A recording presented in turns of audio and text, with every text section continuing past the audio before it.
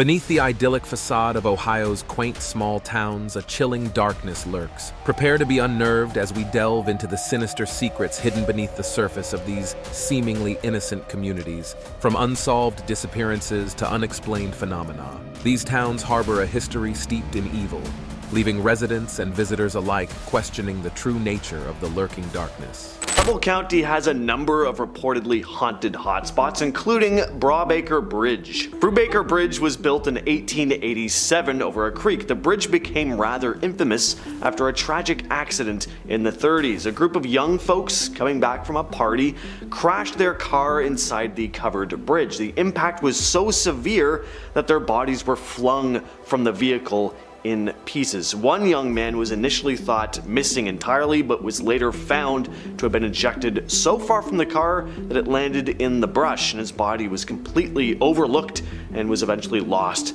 to the elements. Since then, people crossing the bridge have reported strange occurrences like car engines mysteriously dying and a tapping sound on car windows, which some believe is the young man still trying to be found. Next on our list is the Mansfield Reformatory, also known as the Ohio State Reformatory, and the inspiration behind Shawshank Redemption. It was also temporarily home to country music singer David Allen Cole, Confederate Army General John Hunt Morgan, mobster George Bugs Moran, and gangster aides Charlie Mackley and Harry Piper Point.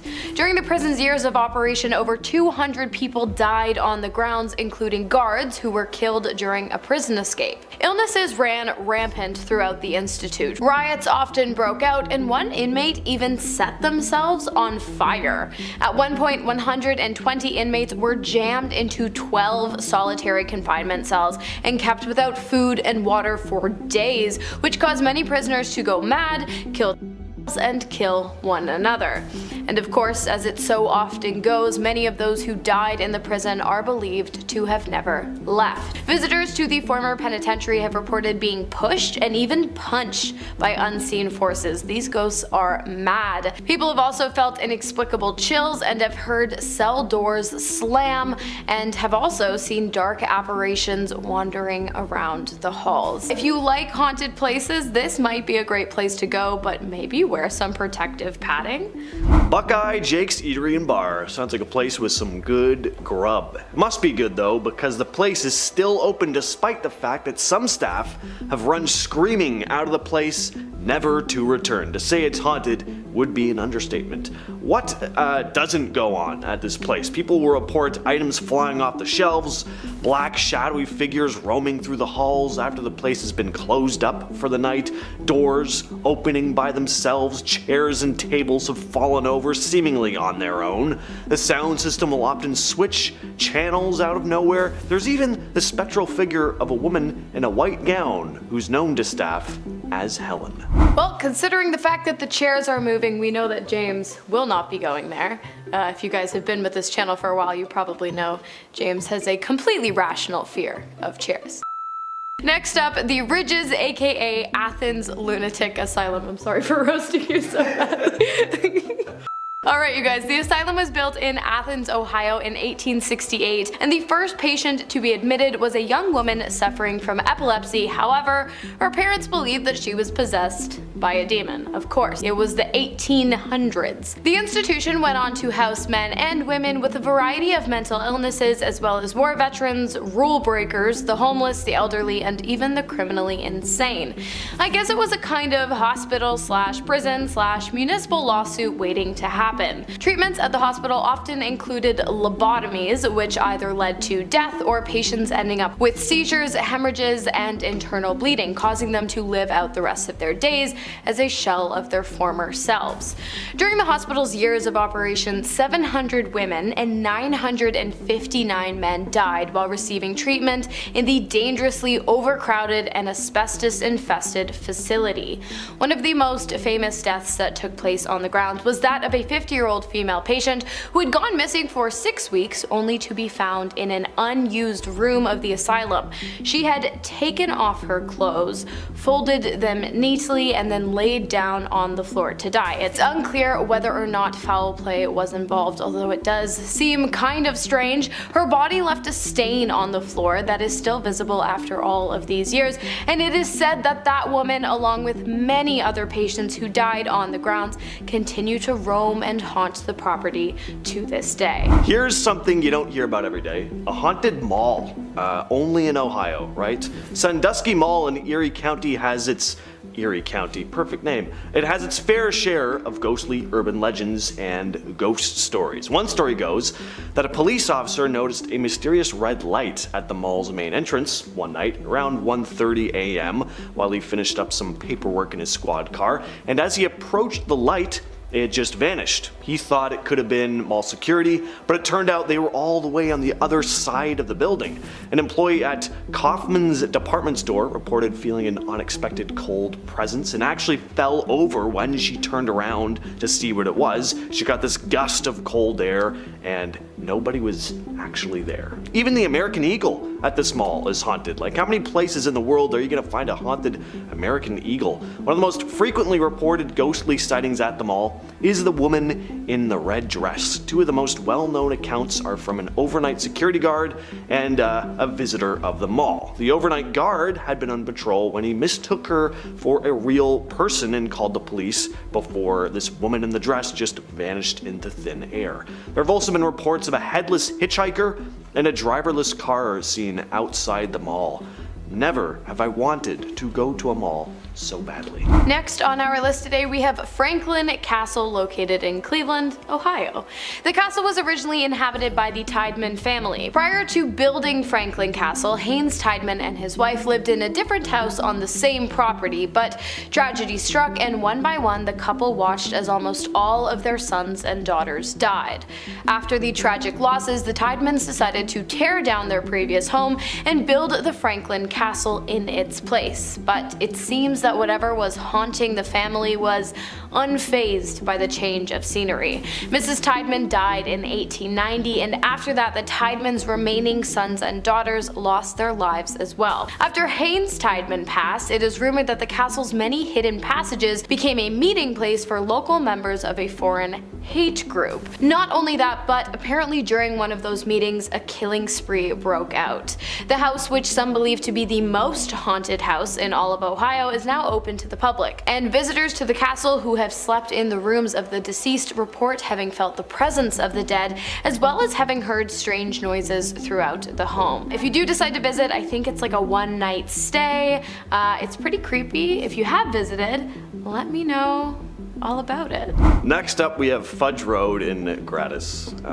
How could a place named Fudge Road possibly be evil? Well, it turns out the place is just teeming with ghoulies. You got the spirits of two men who died on the road during an illicit substance bust. There have also been sightings of a white humanoid beast reported in the area. The bridge on Fudge Road, known locally as Crybaby Bridge, has multiple ghosts. Legend has it that a mother in the 1800s threw her son off the bridge, and his spirit is still said to haunt the area, along with the spirit of a woman who hanged herself from the bridge after losing her infant. It's said that if you park your car there, you shut it off, roll down the window, and say "Mama" 3 times, you might hear the ghostly cries of one of those little ghosts. And finally, you have the story of a truck driver who died after driving off the bridge, and he haunts the place, of course, because no one in Ohio just dies and stays dead, apparently. Next up, we've got Helltown, located in the Boston Township of Summit County in Ohio. Not only is it a ghost town, but it's a ghost town. Ghosts Town. It was founded in 1806, but in 1974, President Ford ordered the town to be vacated so that the area could be used as a national park, or so he said. People were forced out of their homes until the entire township was abandoned. Originally, the homes were supposed to be demolished and removed, and the land brought back to its natural state, but neither of those things ever happened. Instead, the town sat abandoned and destitute, begging the question of why its residents were forced forcibly removed in the first place. Many believe that there was a chemical spill in the area and that the government's removal of the town's residents was actually a cover-up, but of course there's no way to be sure. What we do know is that after the townspeople left, the area became the perfect setting for satanic worship. The grounds are now said to be cursed by the devil, thus earning itself the very fitting nickname Helltown. Hereford Station in New London is said to be haunted by a woman named Augusta Bowman. In the mid-1890s, Hereford Station was a busy hub on the B&O Railroad. It's now abandoned, but it's still home to some creepy spectral figures, or really one. The station, alongside a hotel and restaurant, sat in a valley just south of New London on Route 60. Augusta Bowman, a single mother of two who worked in the local restaurant, became romantically entangled. She had an entanglement with the married restaurant owner, but when he discovered that she planned to leave him for another man, he got jealous. Hypocritical much? He killed Bowman and disposed of her body in a nearby creek. Well, guess who haunts the area now? Railroad workers have been known to report seeing a distressed young woman wandering near the edge of the woods along the tracks, who of course vanishes into thin air. Oh, and here's a really creepy thing though that's been said to happen. Locals will see a white-faced woman just peering into their windows at night.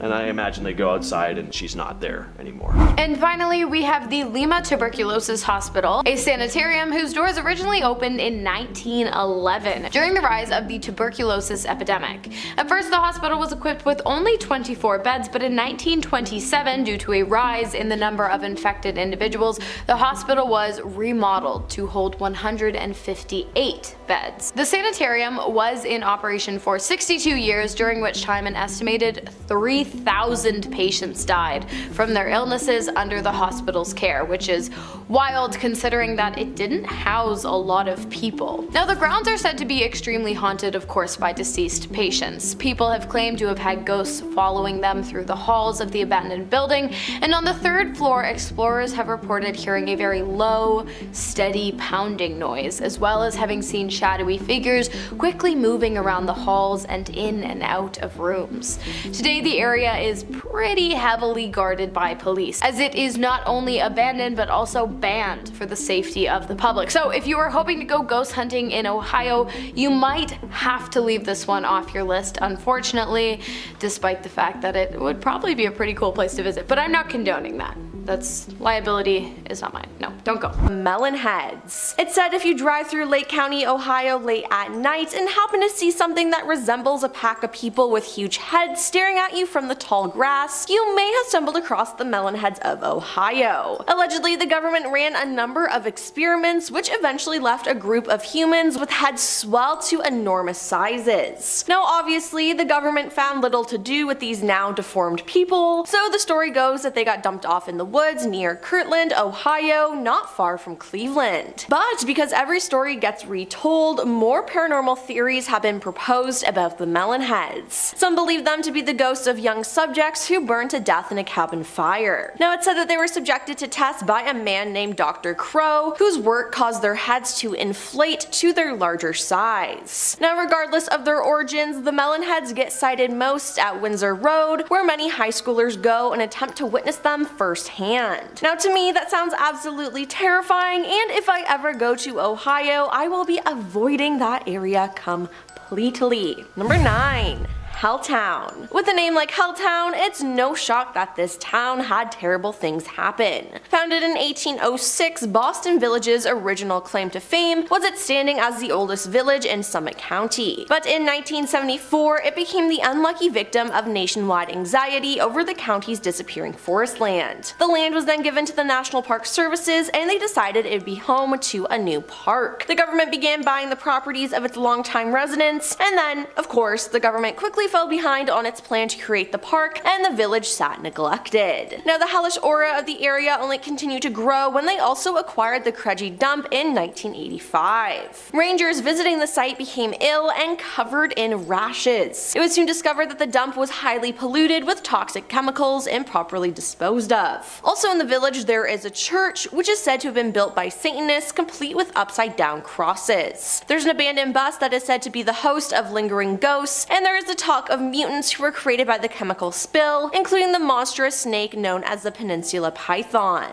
Number 8. The Butcher of Kingsbury Run. The Butcher of Kingsbury Run was an identified serial slayer who was active in Cleveland, Ohio in the 1930s. The deaths are characterized by the dismemberment of 13 known victims and the disposal of their remains in the impoverished neighborhood of Kingsbury Run. Now, most victims came from an area east of Kingsbury Run called the Roaring Third or Hobo Jungle, known for its bars, gambling, dens, brothels, and vagrants. Now, many of the victims remain unidentified to this day, and despite an investigation of the deaths, which at one time was led by famed lawman Elliot Ness, then Cleveland's public safety director, the criminal responsible was never apprehended. Now, recent speculation suggests that the butcher may have traveled west and was also responsible for the death of Elizabeth Short of the Black Dahlia murder case. Number 7. The Circleville Letter Writer. In the 1970s, residents of a small town of Circleville and Pickaway County started receiving personal, mysterious letters about their lives. Now, the letters were written in block style and contained vindictive, violent, and often vulgar material. School bus driver Mary Glipsy became the main target of the letters. The writer accused Mary, who was married, to having an affair with a married school superintendent, Gordon Massey. Now, the letters sent to Mary didn't stop, and they became increasingly threatening. Her husband, Ronald Glipsy, began receiving them too. Then in August 1977, Ronald died, and it was unknown whether the death was accidental or a homicide, but it was believed the letters were related to his death. The letters continued even after a suspect was placed in prison, and the letters continued to arrive in residents' mailboxes, both city officials and average citizens alike, until the late 90s. The writer was never revealed, and it remains an Ohio mystery to this day. Number 6. The Legend of Elizabeth's Grave. This infamous legend starts at Mount Union Pleasant Valley Cemetery, one of the most haunted cemeteries in Ohio. The rural cemetery is home to the chilling Elizabeth's grave. Now, there are two major stories to Elizabeth's legend. In the first, Elizabeth, overcome with grief over the death of her husband, hanged herself from a tree near the rear of the cemetery in which her husband was buried. In another variation, Elizabeth had her life ended in a similar manner by several men angry over her inheritance upon her husband's death. Now, in both legends, the story goes that Elizabeth was buried near the front of the cemetery. However, her tombstone mysteriously moves itself to the back of the cemetery near the location of her death, most often against the very tree from which she hung. When replaced, it would always wander back to the rear of the cemetery. Now, that's not all. It's rumored that Elizabeth still walks the cemetery, often seen in a white dress. A few people claim that apparitions of Elizabeth are accompanied by the apparitions of two shadowy men dressed in all black. Sometimes she's seen hanging from the tree where she lost her life, and some even say that on the anniversary of her death, blood drips from the tree in question. Number 5. Eugene the Mummy. An African-American man in his mid to late 40s was found dead from natural charges on a road near Sabina in Ohio. He was alone and without identification, believed to be a wanderer in search of a job. Townspeople claim to have seen him walking in town the day before, appearing to be ill. The only things in his pocket were $1.40 and a slip of paper with the address 1118 Yale Avenue, Cincinnati. Upon investigation, authorities arrived at the address only to find a vacant lot. The identity of the man was still a complete mystery, so they decided that the name of a nearby neighbor, Eugene, would work for the time being, at least until they figured out who he was. This man, now named Eugene, was brought to Sabina's Littleton funeral home and embalmed. They then set the mummified man in a brick shed near a bus stop so that people could come by and identify the body. Now, the typical 30-day period of viewing passed with no luck, but pretty soon though, Eugene became a permanent resident of Sabina. He just sat there on the side of the road for years. Now, the town loved what they called their town mascot, and Eugene had a couch to rest on, was dusted and cleaned, and his clothes were changed when they got dingy. Over a period of 35 years, it is estimated that Sabina's mummy man was viewed by 1.5 million people, but he's still never been identified. Now, I'm sorry, I can't believe they were able to do that. That is sick. Number 4. Moonville Tunnel. Located deep in the woods, the Moonville Tunnel is framed by faded stone archways covered in moss. Now, the tunnel itself is long and extremely dark, and it's actually an out-of-work stretch of railroad track that leads to an old coal mining town, and of course, It's haunted. Now, the most infamous Moonville ghost story originated in 1880 when engineer Theodore Lawhead was driving a train down the dark, desolate tracks from Cincinnati to Moretta when another train unexpectedly collided with his. This was apparently a train dispatcher's mistake, and Theodore and a fireman died instantly. As early as 1895, ghost stories about a figure thought to be Theodore, holding a bright white lantern with a flowing white beard, eyes that glistened like balls of fire, and a halo of twinkling stars, would appear and just as quickly disappear. In addition to the engineer, Moonville is supposedly haunted by a railway brakeman who looms in the tunnel, a woman who smells like lavender, and a bully named Baldy Keaton who has been known to throw rocks and tease people. Number 3. Beaver Creek State Park. This park is special because of its history of being a canal system in the 1800s, with locks that still remain in the park. One of them, called Jake's Lock, is said to be haunted by Jake, a canal worker who was struck by lightning while walking across the top. Many other legends exist within the park, including the tale of Esther Hale, known as the Bride of the Bridge. On the morning of her wedding, someone was sent to check on the groom to find that his house was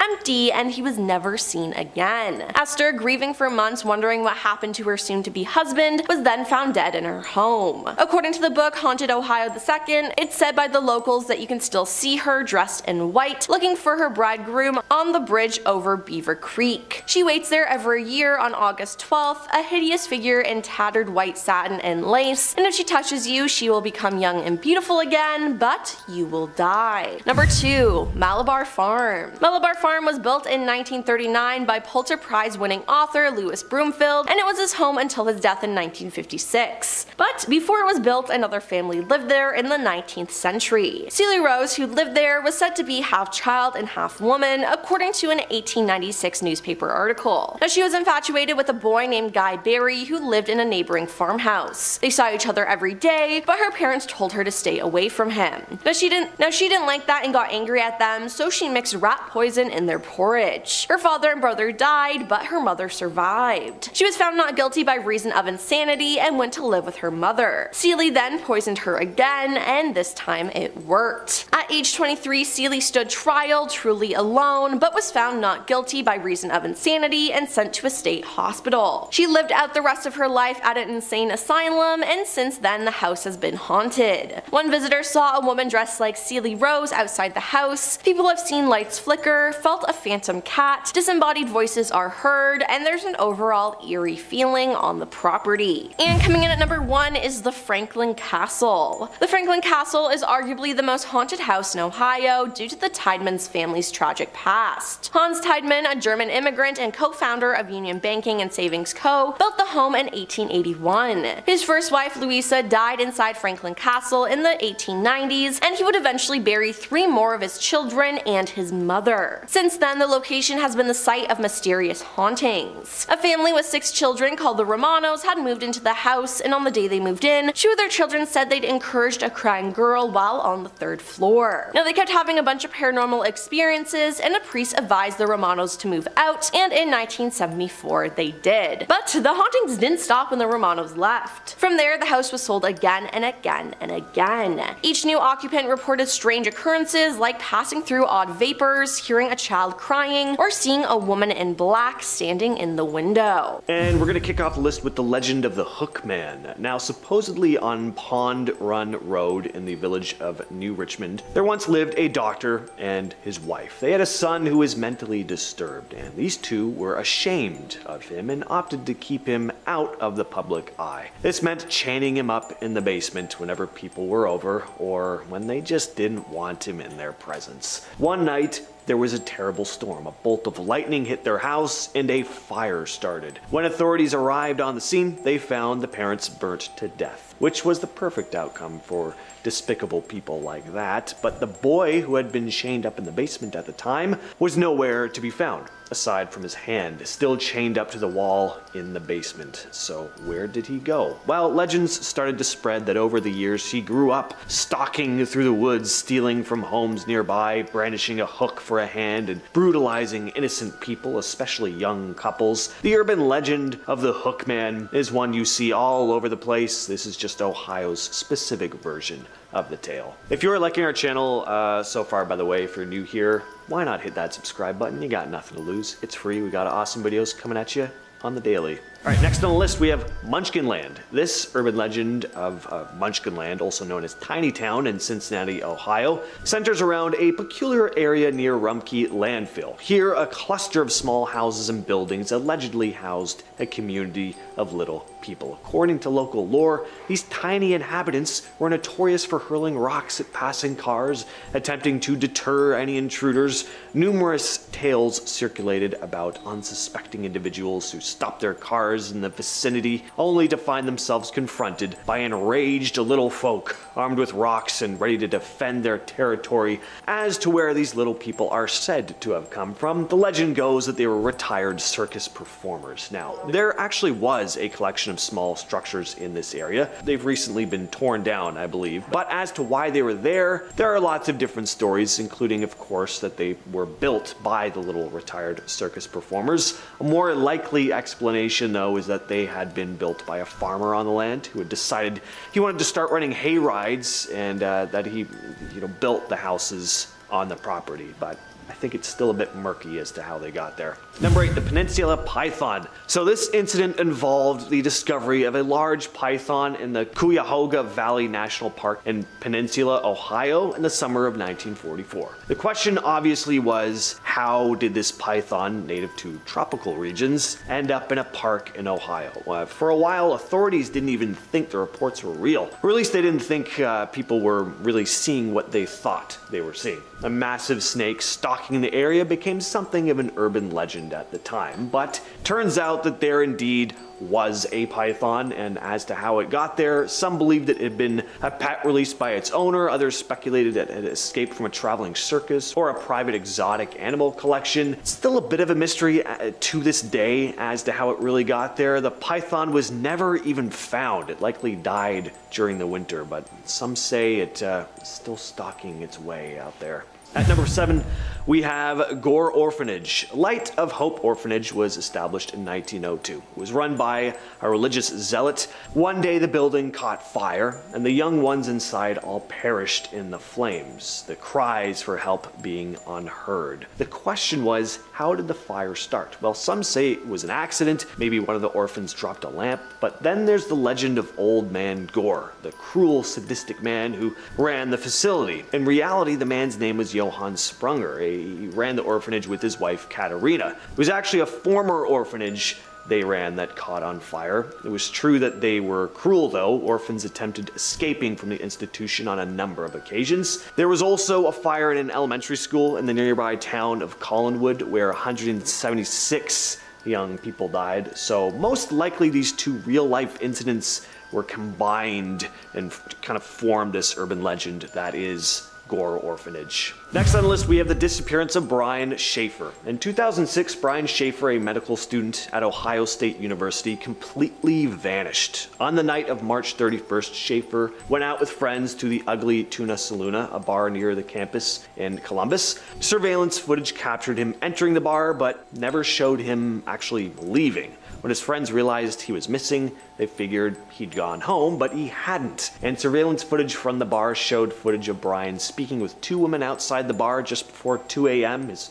friends had already left at this point. Then he went back inside, and that was it. No trace of him after that. And here's the thing, the bar only had one entrance, monitored by surveillance cameras, which didn't record Brian leaving. On top of that, there were no signs of foul play in his apartment. Over the years, there's been lots of speculation as to what happened here, but one theory is that he voluntarily disappeared and is alive, hopefully anyway, living with a new identity. At our number 5 spot, we have Amy. On Lick Road, just outside of Cincinnati, a terrible incident is said to have taken place. A woman named Amy lost her life at the hands of someone, but the perpetrator was never found. The prevailing theory is that her boyfriend did it, though. As the years passed, tales of Amy's ghost haunting Lick Road began to spread, making the ghost of Amy one of the most prominent urban legends in Ohio. Supposedly, there are a couple ways to experience the ghost of Amy. One legend goes that if you flick your headlights onto the sign as you're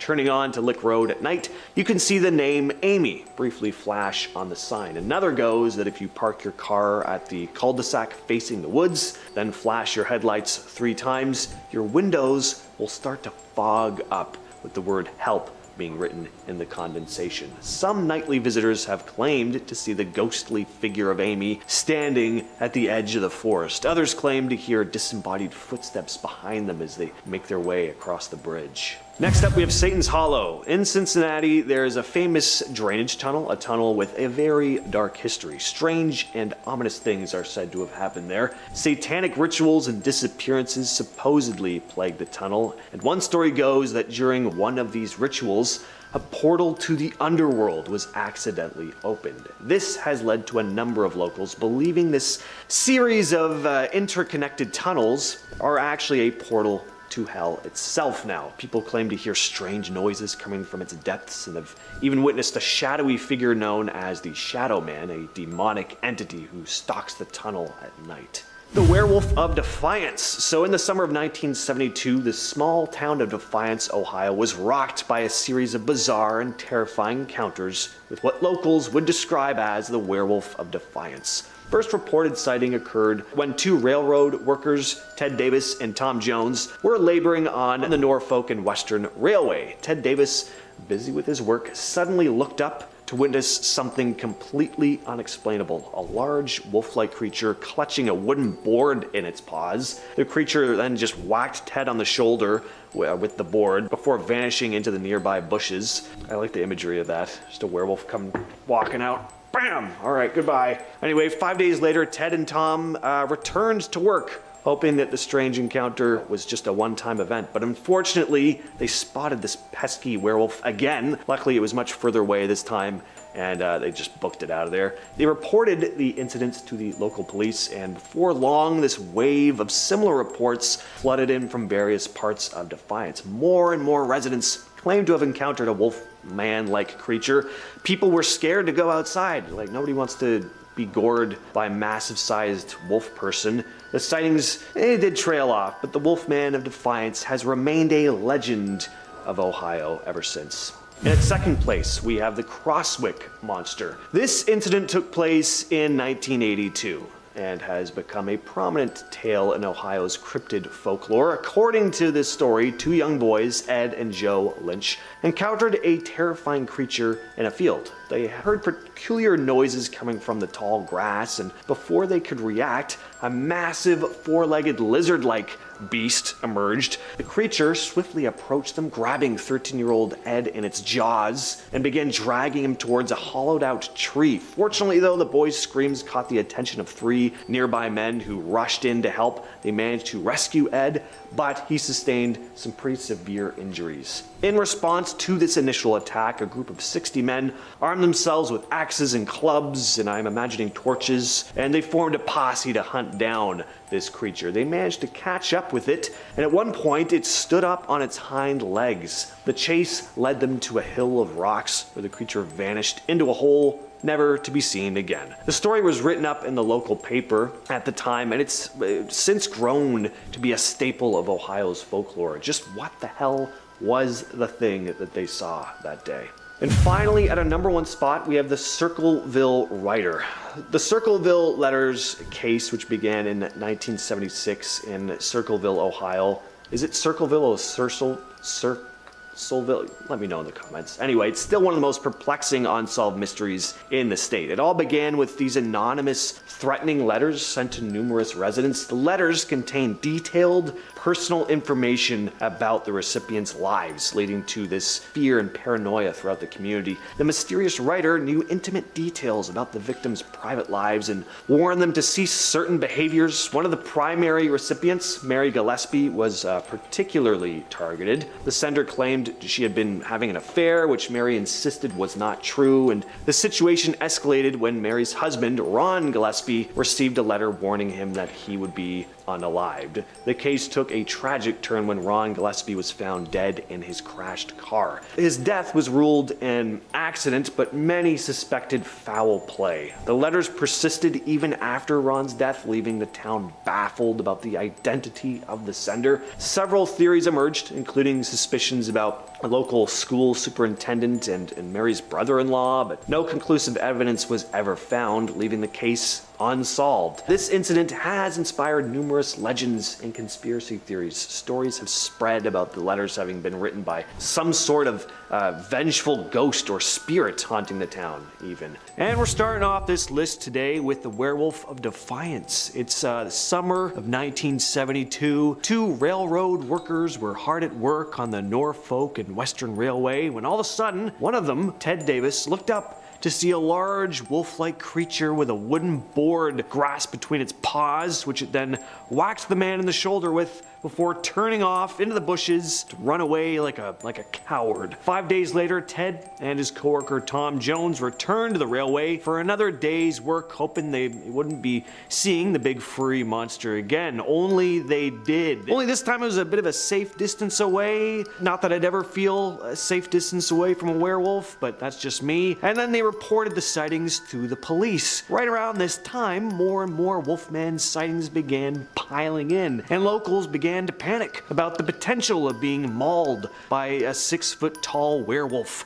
Imagine actually feeling that was a possibility. Like you're heading out of the grocery store and you're like, damn, really hope I don't run into a lycanthrope today. That's their life, apparently, in Ohio. Up next, we have the Loveland Frog. This mysterious creature has been reported to have been sighted in Loveland, Ohio. The amphibious creature is said to resemble a bipedal frog, standing upright on its hind legs, measuring up to 4 feet tall. Not that big, but pretty big for a frog, though. Got leathery skin, webbed fingers and toes. You all know how frogs look. And it's also got those iconic glowing large eyes. The first reported sighting of the Loveland Frog was in 1955, when a man claimed to have seen 3 of them on the side of the road holding some kind of strange wand-like device. Again, only in Ohio would you spot 3 large frogs practicing magic under a bridge. I really gotta visit Ohio sometimes. It just seems like such a fantastical place. Again, Narnia got nothing on Ohio. Anyway, since that initial 1955 sighting, there have been several other ones, including one by a police officer in 1972 who reported seeing a creature fitting the description of the Loveland Frog scuttling across the road and then hopping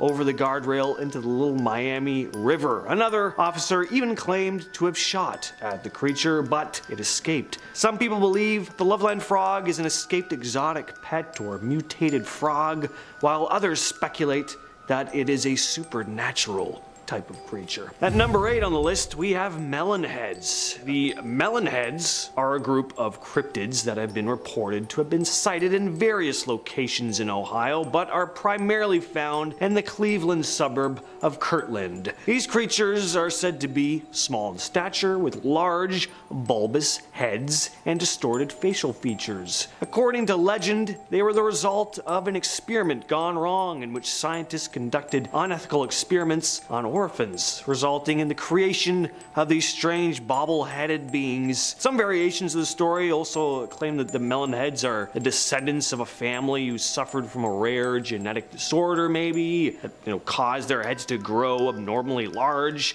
Some even say they could be of extraterrestrial origin, which whatever they are, though, I want to see one. I'm telling you, I'm coming to Ohio to go on a full cryptid scavenger hunt, and I'd better see me a weird deformed melonhead. And number 7, it's Bessie. The Bessie Lake Monster, or the Lake Erie Monster. It's a legendary creature that is said to inhabit Lake Erie. The creature is described as a big, similar in appearance to the Loch Ness Monster, kinda long-necked, humpback, as well as a serpentine, kind of dinosaur-like body. The first reported sighting of Bessie dates back to 1973, when a duck hunter saw a large serpentine-like creature thrashing in the lake and startled by his gunshots. And since then, numerous sightings have been reported over the years. Some eyewitnesses claim to have seen the creature swimming close to their boats or even on the shore, while others have reported hearing strange, eerie sounds coming from the water. Despite many attempts to capture or study the creature, there is no concrete evidence of its existence. However,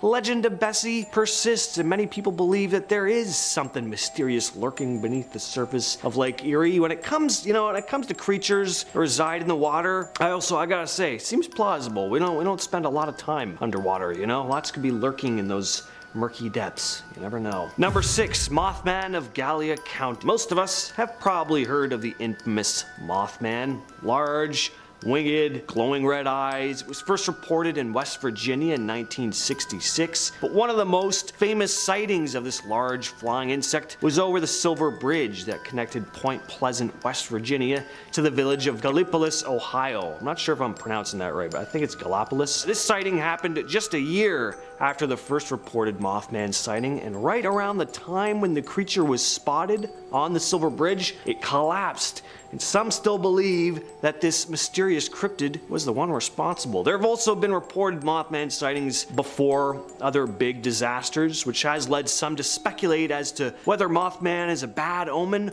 or if it is simply appears as kind of like a warning of impending doom, bad or good. Orange eyes. Now, this is a Sasquatch type creature that could very well be the same type of creature as a couple others we'll be discussing on the list. There are many Sasquatch variations seen throughout Ohio, but this one is famous for, as you could probably imagine, it's got these glowing orange eyes. There have been reports of strange creatures with orange eyes lurking in Ohio, said to reside in the Riverside Cemetery before moving to the woods by Mill Lake. Witnesses described the creature as resembling a large bipedal humanoid with a muscular build and a hunched posture. Its eyes, once again, seem to emit an otherworldly glow. The creature is reportedly very fast and agile and has been known to vanish into thin air when pursued. Some locals believe that Orange Eyes is a Bigfoot type creature, but there are also those theories that maybe a kind of supernatural being or extraterrestrial entity as well.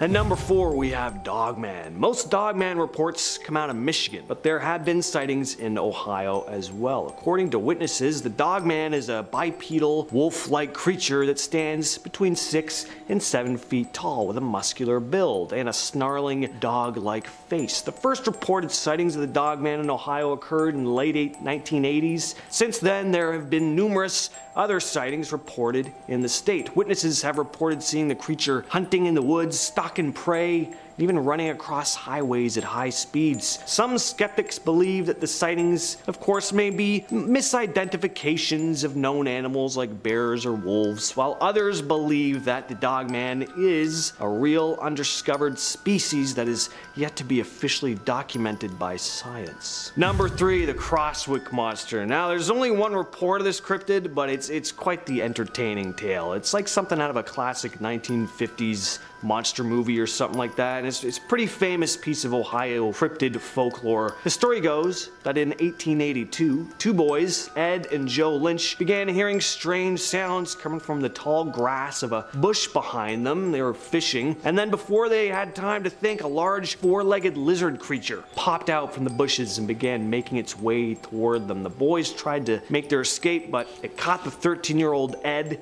in its mouth and began dragging him towards a large hollowed-out tree. 3 men had heard the boys screaming and managed to make it to Ed's aid before he was pulled into the tree, although he was badly injured. A group of about 60 men were formed, armed with axes and clubs, and they tried to slay the beast, but the creature managed to escape, actually standing on its hind legs at one point. It's pretty horrifying. The group chased the creature, which retreated into a hole under a large hill of rocks. The creature was never seen again. Described as black and white in color and roughly 12 feet in length. Number 2, the Minerva Monster. This has to be one of the most famous Sasquatch sightings in Ohio. In August of 1978, in the village of Minerva, the first sighting of the creature was reported by the Caton family, who'd seen a large hairy creature in the gravel pit outside of their property, looking to be about 300 pounds. Soon became known as the Minerva Monster and terrorized the Caton family on more than one occasion. They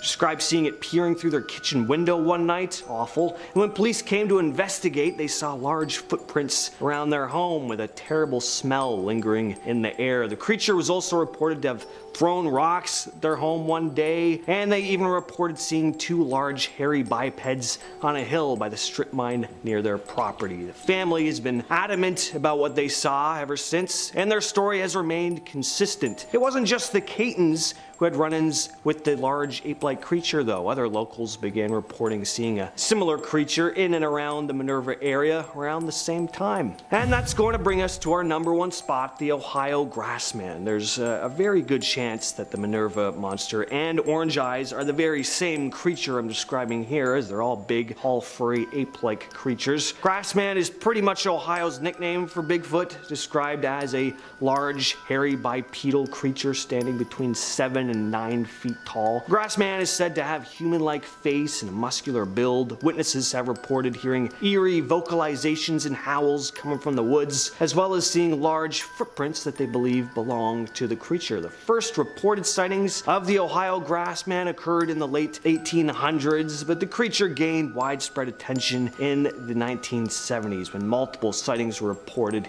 in the state. Since then, there have been numerous other sightings reported in the area, while some skeptics dismiss the sightings, of course, as misidentifications of, animals or even hoaxes. Others believe that the Grassman is real and he's an undiscovered species. So I don't know, what do you think? As always, let me know your thoughts in the comments. And we're starting it off today with pukwudgies. The pukwudgie is a creature from Native American folklore that is said to inhabit the forests of the northeastern United States. According to legend, pukwudgies are mischievous tricksters who can cause harm to humans if they are angered or offended. There have been a number of reported sightings of the creatures throughout Ohio. According to folklore, pukwudgies are small, humanoid creatures that stand about 2 to 3 feet tall. They are said to have gray skin, large ears, and a large nose. Some legends also describe them as having quills or spines on their backs. They're believed to be skilled hunters and are said to use their magical powers to disappear and reappear at will. They're also said to have the ability to shapeshift into animals or objects. In some Native American traditions, pukwudgies are viewed as protectors of the forest and are said to have the power to ward off evil spirits. However, in other legends, pukwudgies are seen as mischievous troublemakers who enjoy playing pranks on humans. So if you do happen to see one,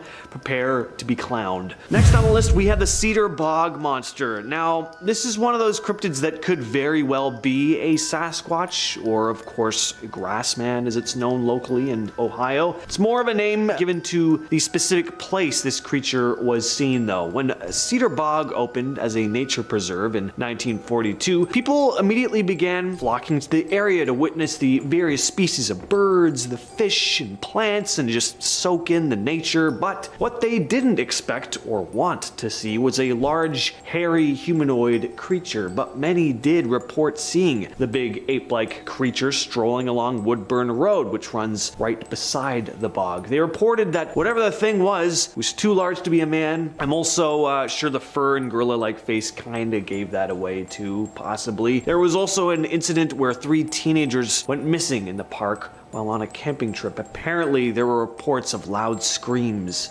coming from Cedar Bog. At number 8, we have the Charles Mills Lake Monster. Now, there's only one reported encounter with this creature, but it's a pretty eerie story. On the night of March 28th, 1959, 1959 is going to come up a lot on this list, by the way. I don't know what it was about that year, but there was some stuff going on in Ohio. Anyway, 3 teenage boys had been hanging out around the Charles Mill Reservoir when they suddenly saw something forming out of the dark water before them. It was a 7-foot-tall humanoid that began moving towards them. It was described as having no arms, bright glowing green eyes, and webbed feet. The teens obviously booked it out of there and reported what they saw to authorities, who made their way to the area, where they came across footprints, if you could even describe whatever made the tracks as feet. They were large indents that appeared as if they were made by webbed feet. Who knows what this thing was? Even if it was real or just a hoax, there was indeed a large fishy monster skulking around the lake. I'm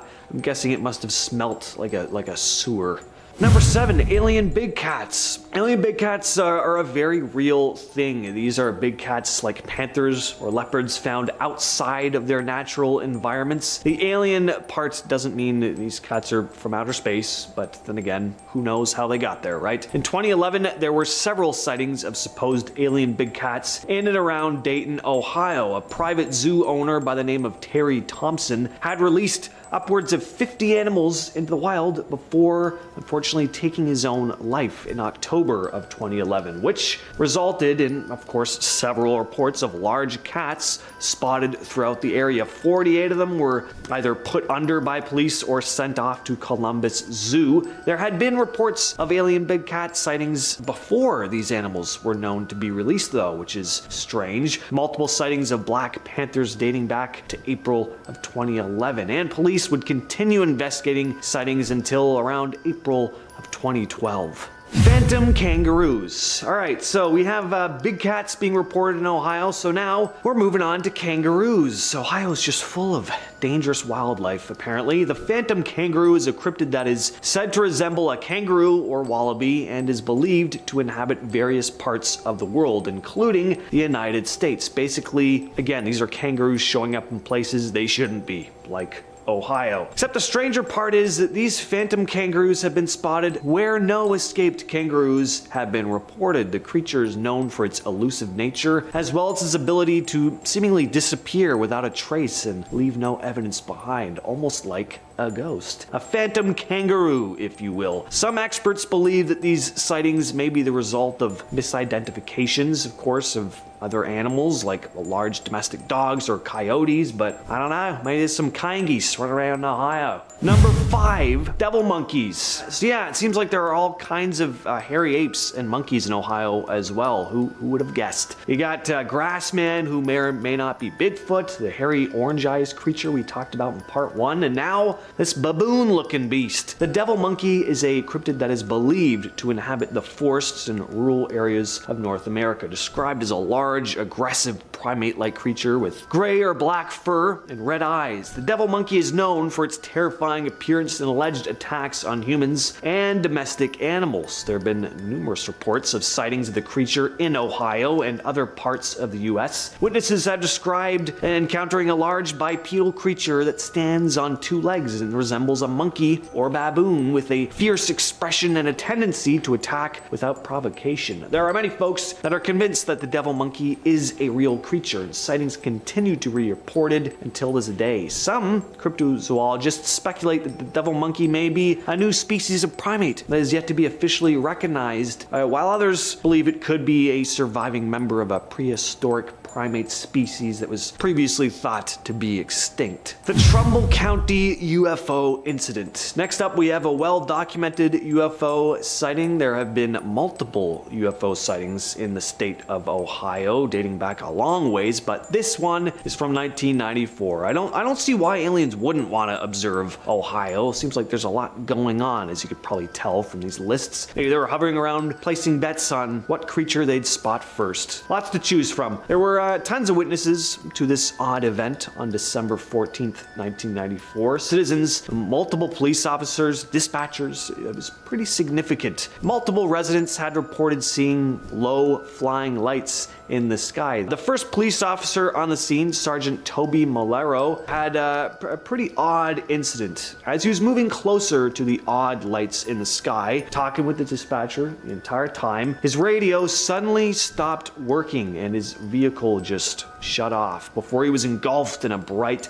light from above. He exited his vehicle, not quite knowing how to go about this odd occurrence, and reported seeing a giant circular shaped object hovering in the sky, which apparently made no sound. Once the object flew away, his car and radio, bam, started working again. 14 other law enforcement officers also saw these mysterious UFOs that night, with one even climbing up on a radar tower for a better view, and then claimed to have seen 3 circular flying among objects that changed color in unison. Number 3, Helltown. So while this one is a place and not actually a cryptid per se, it is reported to be an incredibly strange and dangerous place where all sorts of spooky happenings occur. Helltown has been left behind, now an abandoned town where nothing but empty homes, cathedrals, and unused bridges still stand, though there are some who are said to still reside there, such as ghosts, mutant animals, and cultists. The residents of the town formerly known as Boston, Ohio, had been forced to leave their homes in 1974 when President Gerald Ford signed a bill that gave the federal government's National Park Service jurisdiction to expropriate land for establishment of natural parks. The NPS began buying up properties, and eventually it was a ghost town. In the mid-80s, there were several chemical spills in Helltown that some believed resulted in the mutated animals spotted in the area. And apparently there's also a haunted school bus and stuff like that.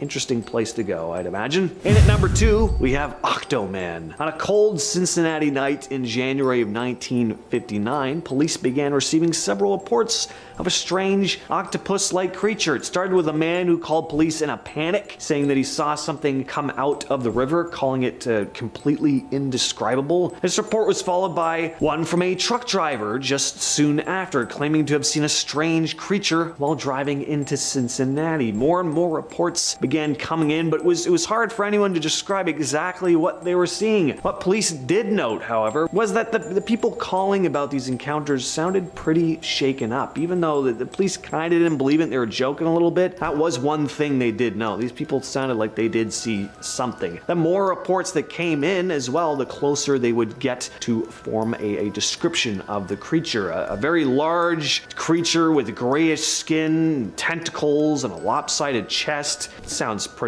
like a pretty attractive creature there. One person was stated as saying, "It was large, not a dog or a cat. It leaped in front of my car and on 2 legs and it was taller than the auto. When I looked back in my mirror, it was moving along the bridge rail. It was 3 or 4 times the size of a man and much bulkier. I have an eye in mind for dimensions, and I know it was huge." And coming in at number 1 is the Peninsula Python. Now, this is a really interesting one because it really did exist. Sure, it's not really a cryptid per se, but this was an incident that actually took place, and it's pretty wild stuff. The summer of 1944, people in Summit County, Ohio began spotting a massive-sized python in Cuyahoga Valley National Park. It was reported being around 15 feet in length and incredibly thick. It was a python, definitely a real animal. It was just in the wrong part of the world, that's all. It's still kind of a mystery as to how it got there, but it's rumored that it was being transported through the area, possibly for a circus or something, but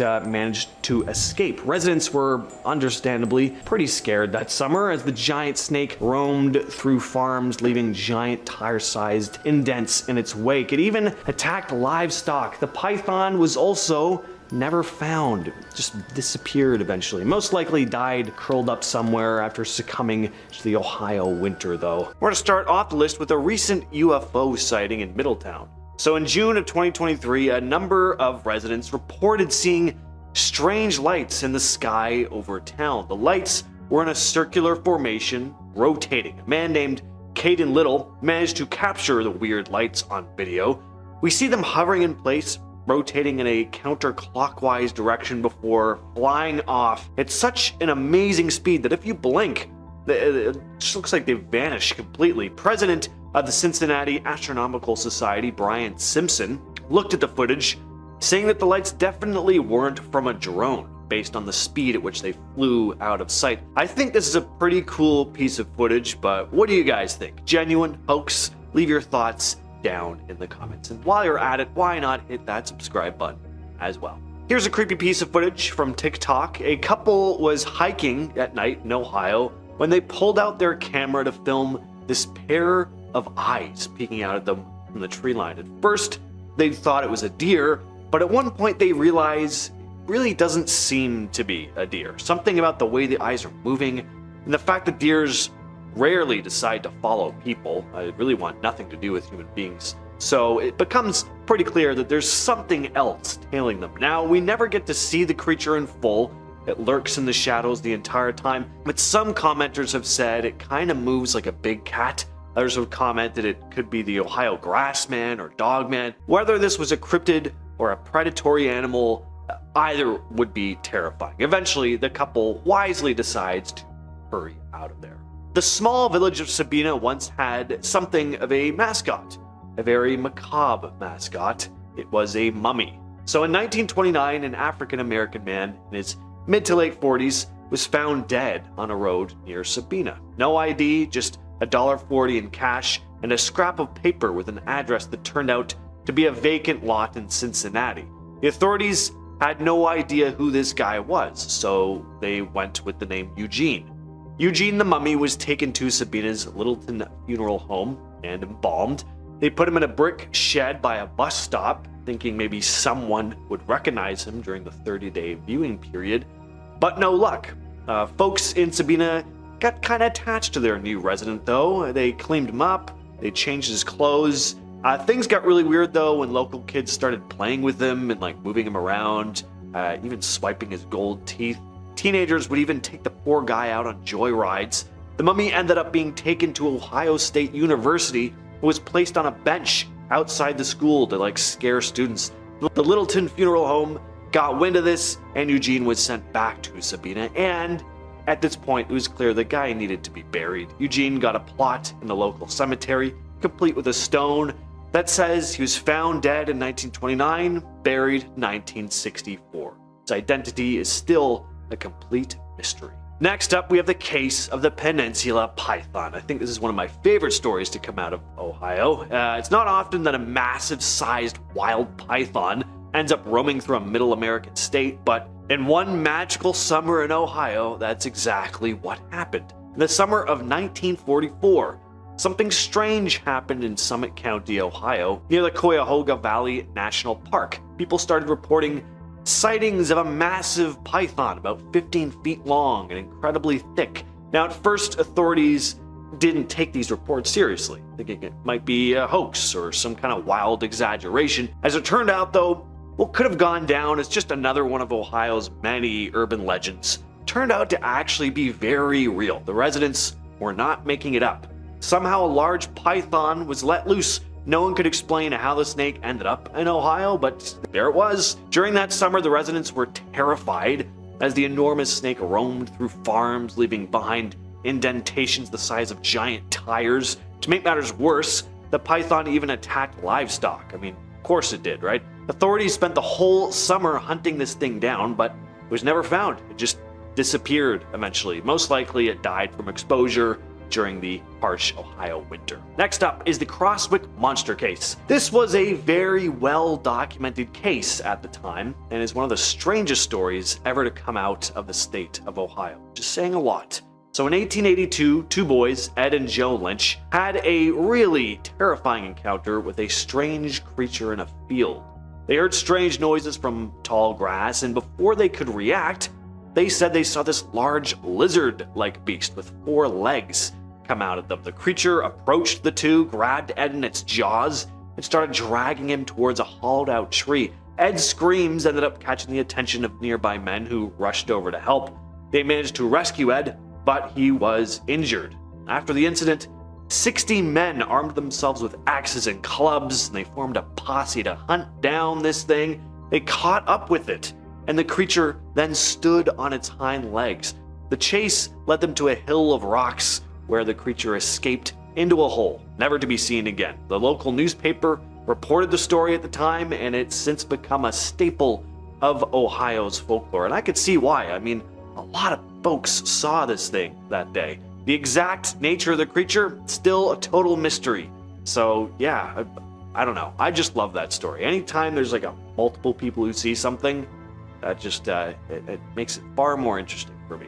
Next is another UFO case. This is the Trumbull County incident. This was a series of events where numerous residents reported seeing these unusual lights in the sky. Even police officers reported seeing things. Multiple residents reported sightings of odd lights in the night sky, describing them as bright and unusual aerial activities. Officer Toby Maloro was on duty that night. He was dispatched to investigate, reported lights, and he was driving closer and closer to the source of these lights, keeping contact with the dispatcher, describing what he saw in real time. And at one point, radio communication was suddenly cut off, and his vehicle stopped. Maloro then became engulfed in a bright light from above. He got out of his vehicle for some reason to get a better view and reported seeing this massive circular object hovering in the sky. One of the strangest parts about his description of these events is that even though this thing was massive, it was almost completely silent. After a period of time, the object began to move away, and just as the craft moved off, his car and radio started working again. It's a pretty fascinating case, not just because of the detailed account made by Officer Malero, but all the corroborating reports from other residents as well. Now, a corroborated UFO case is one thing, but mass amounts of people frantically phoning into the police claiming to witness a large mutated octopus man, that is a whole other story. Very wild case right here. So the Octoman case, this unfolded on the 29th of January, 1959 in Cincinnati. It was a series of reports to the local cops about a bizarre octopus-like creature. The first report came from a man who urgently contacted police. He had a hard time describing what he was seeing because no one's ever seen a mutated octopus man before. And then a truck driver phoned up saying he'd encountered an unusual creature while driving into Cincinnati. Reports then just kept flooding in. The common thread with these calls is that people apparently sounded genuinely distressed. The creature was described as very large and had grayish skin, tentacle-like appendages, and a lopsided chest. Not sure exactly what that means, but I don't know, just maybe kind of like hunchback kind of. One witness provided a more detailed account stating it was large, not a dog or a cat. It leaped in front of my car on two legs and was taller than the auto. When I looked back in my mirror, it was moving along the bridge rail. It was 3 or 4 times the size of a man and much bulkier. I have an eye and mind for dimensions, and I know it was huge. If I ever had the opportunity to go back in time, like forget going to Woodstock or anything like that, I'd just be like, take me to Cincinnati, Ohio, January 29th, 1959.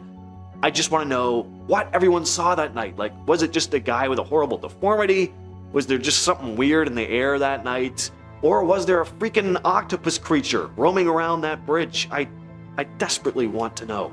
The Cedar Bog Monster. So the Cedar Bog Monster is just one of Ohio's many variations of Bigfoot. Back in the 50s, people started spreading stories about a creature hanging out in the Cedar Bog Nature Preserve. It was described as a large, hairy figure standing around 7 feet tall, with eyes that shined in the dark, and a not-so-pleasant odor. One of the most famous sightings was from a couple who had parked near the bog. They spotted the huge, hairy creature strolling along Woodburn Road, which runs right beside the bog. They hightailed it out of there, of course, and reported the incident to the police. And there would be more and more accounts being reported. People started saying they were hearing strange noises in the woods, like grunts and howls. Some would find massive-sized footprints. Local news even featured the Cedar Bog Monster in a headline. Now, what I wonder is, if this thing really did exist, is it a different creature than the Grassman and Orange Eyes and like all these other big hairy creatures roaming around Ohio? Or are these folks seeing the same creature or species of creature? These are the important questions you have to ask yourself. Another one of Ohio's strangest cases is the Werewolf of Defiance sightings. So in the summer of 1972, on the Norfolk and Western Railway in Defiance, 2 railroad workers, Ted Davis and Tom Jones, experienced a bizarre and unsettling event that would later be dubbed the Werewolf of Defiance case. It all began with Ted Davis, who, while working away on the railroad, saw something otherworldly. He reported seeing a large, wolf-like creature. The creature actually held a wooden board in its paws, and without warning, it swung the board, striking Ted squarely on the shoulder. The creature then hastily retreated into the bushes like a coward. 5 days later, Ted and his coworker, Tom Jones, returned to the railway for another day of work. For some reason, they didn't quit after that first encounter. Sure enough, the creature shows up again, and this time it was actually a safe distance away from the two, and Ted and Tom then reported their encounters to the local police. Little did they know that their report was just the beginning of a wave of Wolfman sightings in the area. Other reports started flooding in, each detailing sightings of this menacing wolf monster, but reports started to trickle out by the end of that summer. So, did people hear about that first report and just want attention?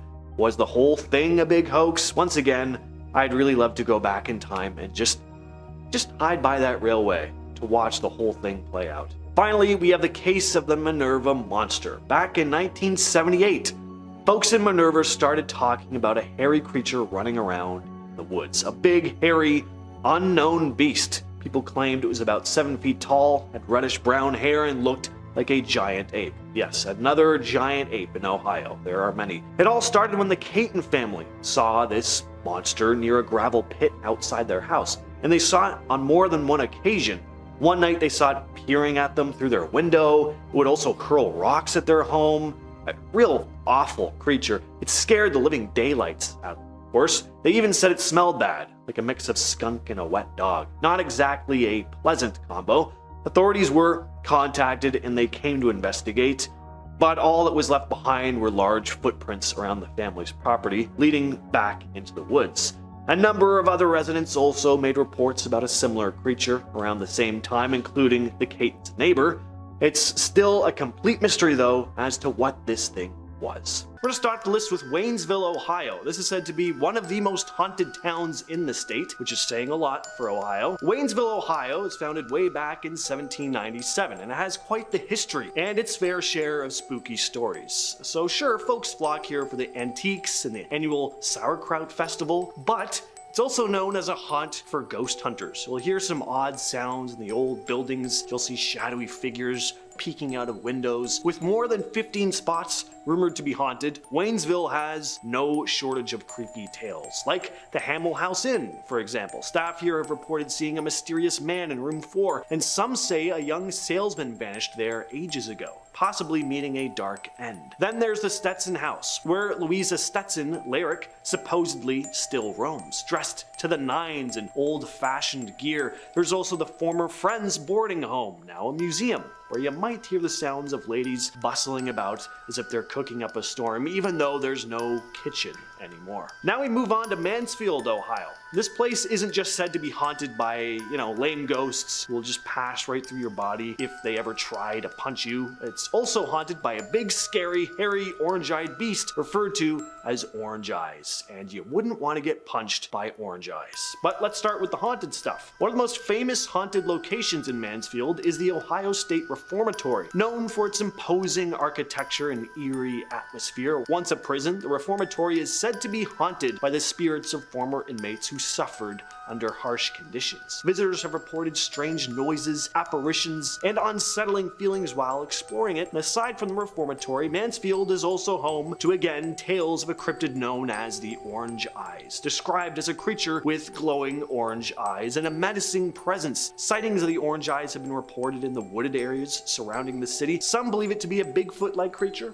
Others think it could be paranormal in some way. Some even believe it to be extraterrestrial in origin. Next up, we have Boston Mills, aka Helltown. This is kind of like the Chernobyl of Ohio. So Helltown, Ohio, within the boundaries of Boston Township, is full, and I do mean full, of eerie legends and ghost stories. It was once a thriving community known as Boston Mills, but this area faced an abrupt evacuation in the early 70s at the hands of the US government, purportedly to establish the Cuyahoga Valley National Park. Now the empty homes, the abandoned buildings and desolate streets that are left behind have this eerie vibe about them. You see, some locals insist that the evacuation wasn't solely because of the government's land claim. There are stories about much darker reasons. Apparently there was toxic contamination, with contaminants seeping into the soil. There are also stories about mutated animals and even people lingering around in the old abandoned homes. Not only that, but after the evacuation happened, there are said to have been satanic rituals carried out in the abandoned town.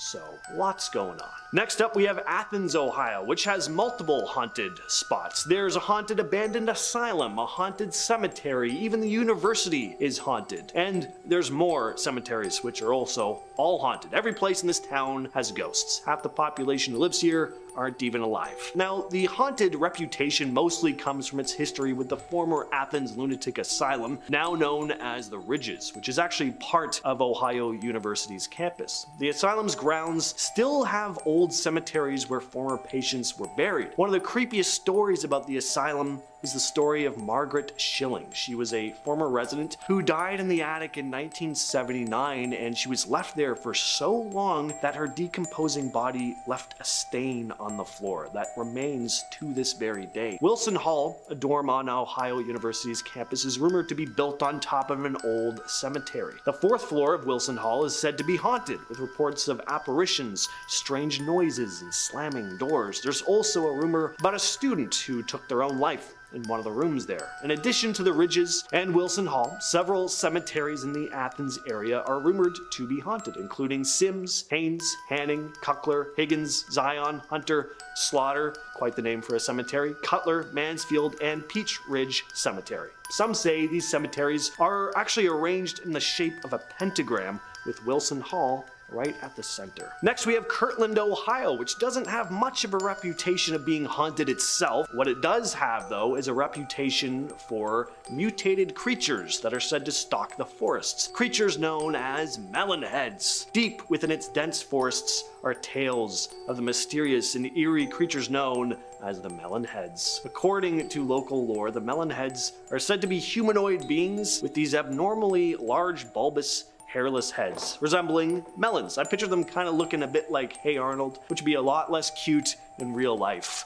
These elusive creatures are rumored to lurk in the shadows of the forests, emerging only under cover of darkness to stalk unsuspecting travelers. Now, there are a few different versions of the melonhead's tale, but the most well-known story or explanation for these creatures was that a mad doctor was conducting unethical experiments on a bunch of orphans. Experiments which caused their bulbous craniums to take shape.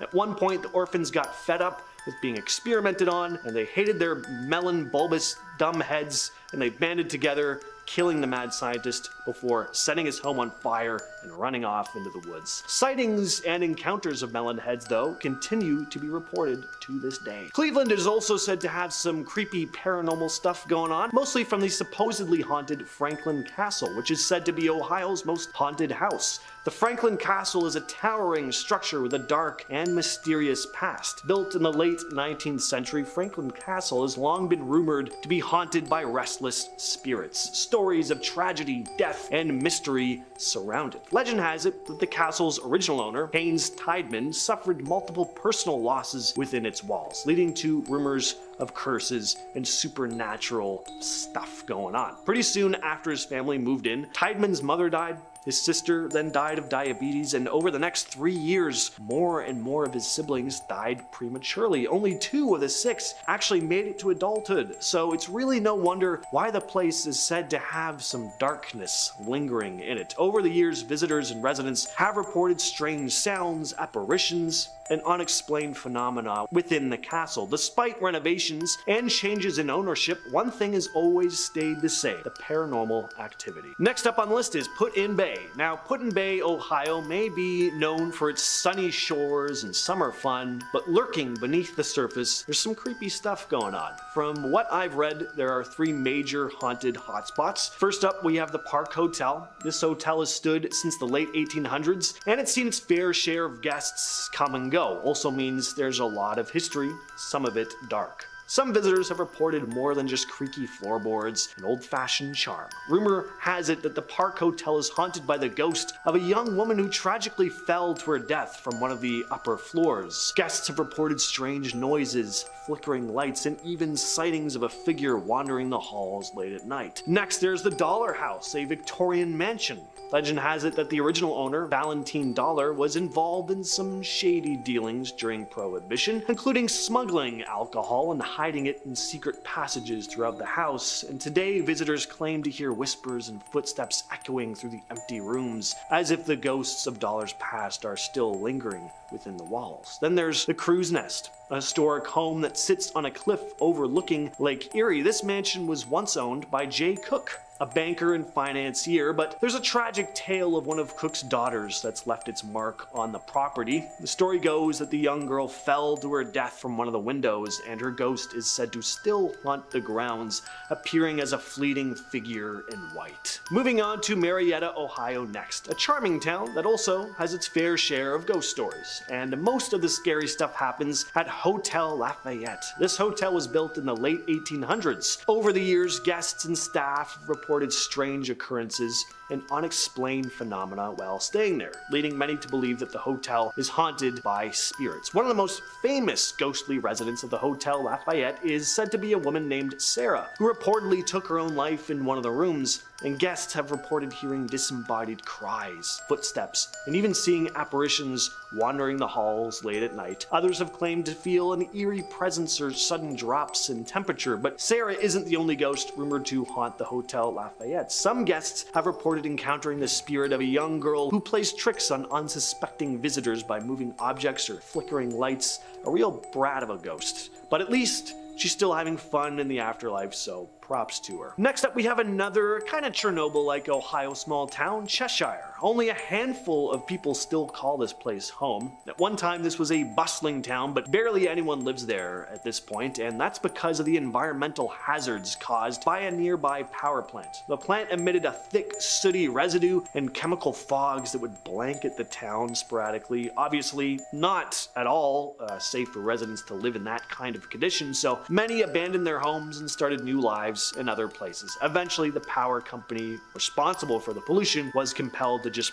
buy out the entire town. But finally, we have the abandoned town of Moonville. Love that name, Moonville. This is a ghost town with only a few traces left behind, a cemetery, some foundations, and a desolate railroad tunnel. But what sets Moonville apart are the chilling tales that surround its abandoned tunnel, stories that have been passed down for decades. One of the most famous specters haunting Moonville is that of Theodore Lawhead, the unfortunate engineer whose spirit is said to roam the tracks. Back in the 1880s, Lawhead met a tragic end when his train collided head-on with another. Now visitors report sightings of a ghostly figure with a lantern in his hand pacing along the track and disappearing into the tunnel. Then there's the story of the Brakeman, a ghost believed to be that of a young man who met his demise after a night of heavy drinking. Legend has it that he fell asleep on the tracks, never to awaken again because he was too sauced to wake up before a train ran him over. Then there's the Lavender Lady. Some say they've seen a frail elderly woman walking near the tunnel only for her to vanish into thin air, leaving behind the lingering sense of lavender. Some say she's the spirit of Mary Shea, or Shay, who met her end on those very tracks. There's also the spirit known as the Bully, believed to be the restless spirit of Baldy Keaton, a Moonville resident who liked a good old fist fight. The tale goes that after a scuffle at the saloon, Baldy was found dead on the tracks.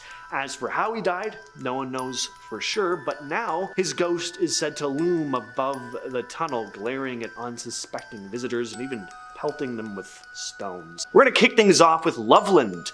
How on earth did I not put Loveland, Ohio in part 1? Loveland is home to one of the strangest creatures said to stalk the state, the Loveland frog. But it's also home to a supposedly haunted castle. Loveland Castle was constructed by Harry Andrews. A very interesting man this guy was. He had a lot of interest in knights and medieval lore. Andrews was born in 1890. He worked as a medic during World War I. He then contracted meningitis during the war and was believed to be dead. His body was actually moved to the morgue, like he was done. But when his body was taken back to the hospital to be dissected, the doctors were like, hey, you know what, why not? Let's just see if we can get his heart beating again with adrenaline.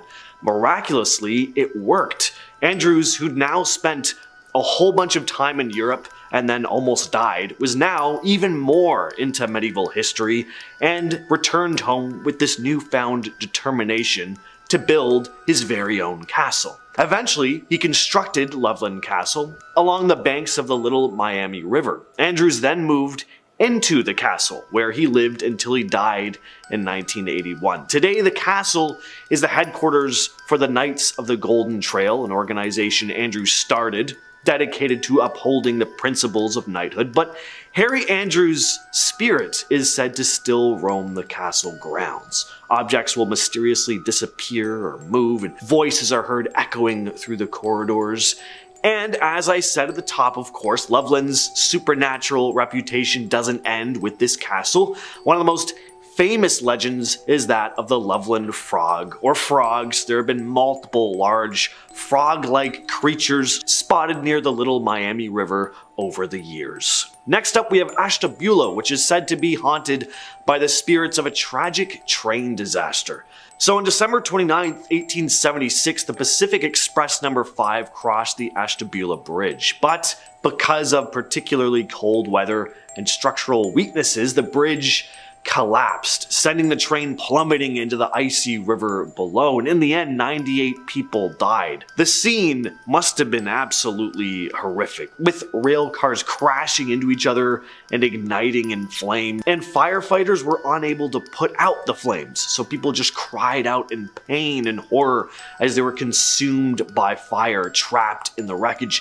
It was one of the worst rail accidents in US history, and the screams of those victims still haunt the area to this day. Some say you can occasionally hear them above the rush of the river. The Chestnut Grove Cemetery holds the remains of 19 of these victims, but their spirits are said to be very much active. Visitors to the cemetery have reported seeing ghostly apparitions. But along with the victims of the tragedy, there's also said to be the ghost of Charles Collins, one of the developers of the bridge. Witnesses claim to have seen his guilty spirit weeping at the sight of the tragedy or crying over people's graves. Some claim to see tiny lights even hovering below the new bridge where the old one once stood. Rogues Hollow near Doylestown, Ohio has its fair share of spooky tales as well. It's said that a mill worker died in a pretty gruesome manner, getting crushed by the mill wheel, and now his spirit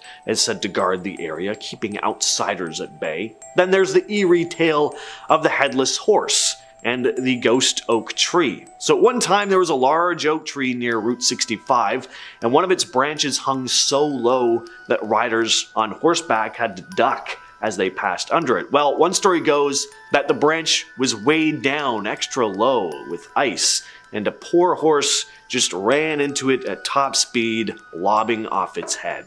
From that point on, riders passing the area late at night would occasionally come across a devilish figure riding a ghostly headless horse.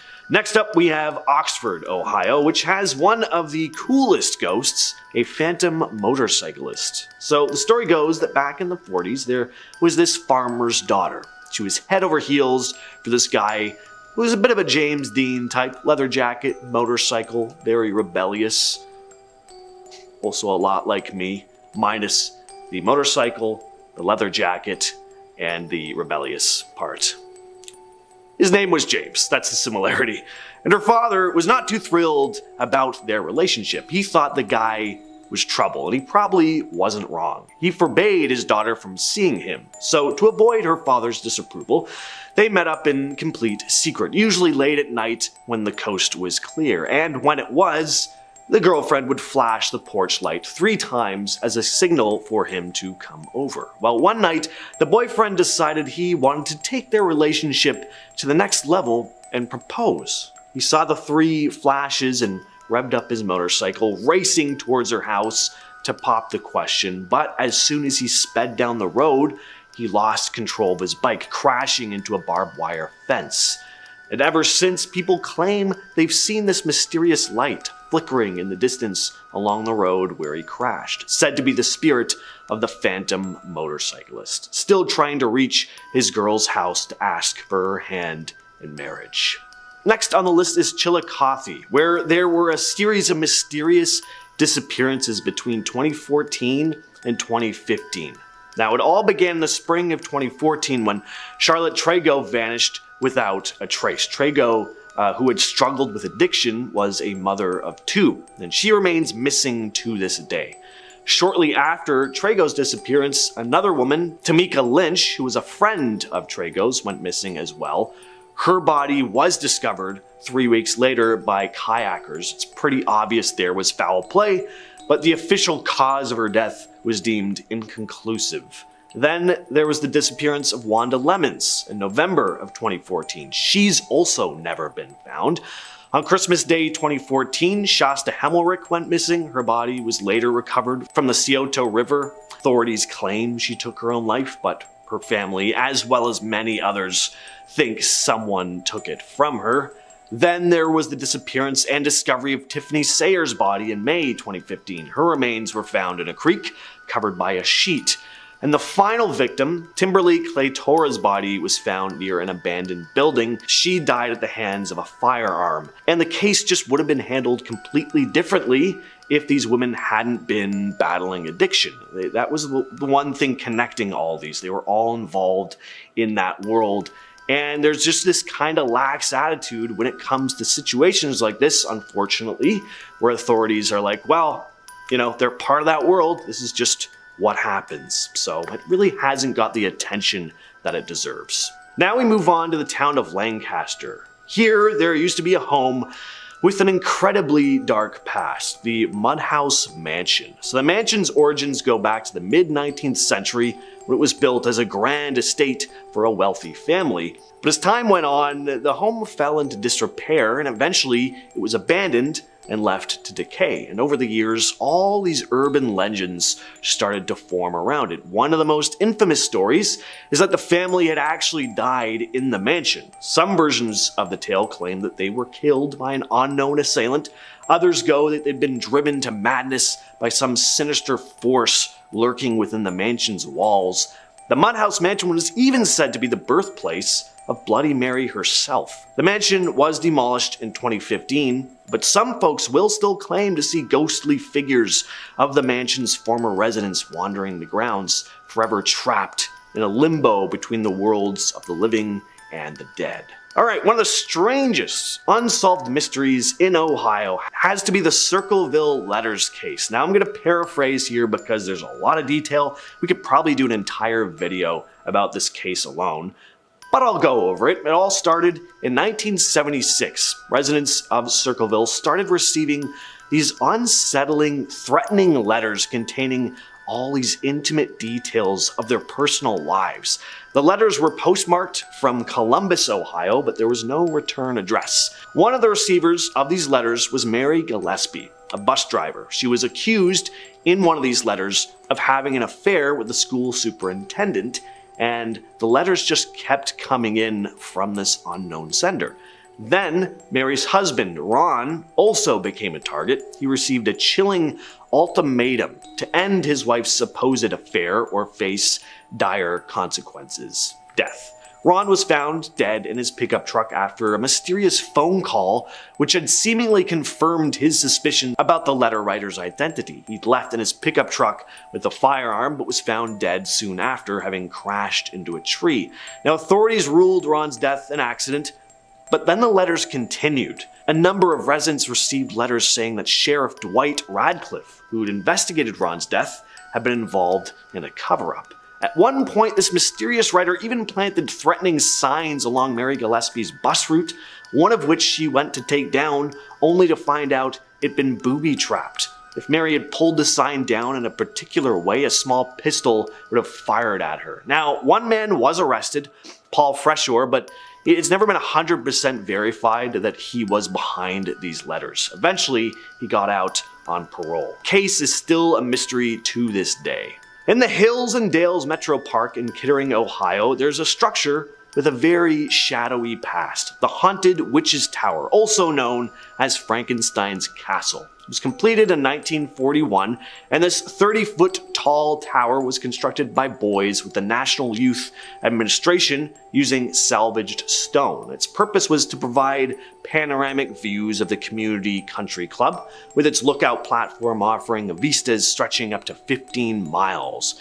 But because of how remote the tower is, a lot of young hooligans started flocking there in the 60s. Graffiti covered its walls, and bottles of liquor and beer cans littered the grounds. Even shingles torn from the roof and glass bottles became ammo for attacks on passing cars below on Peterson Boulevard. Then in 1967, during a thunderstorm, a young woman named Peggy Harmison sought shelter inside the tower with her boyfriend, Ronnie Stevens. Bad move. Lightning struck the tower, killing Peggy instantly. Her body was found on the 11th step, half covered in severe burns. Ronnie survived, but he was found in a state of uncontrollable shock, apparently running around screaming.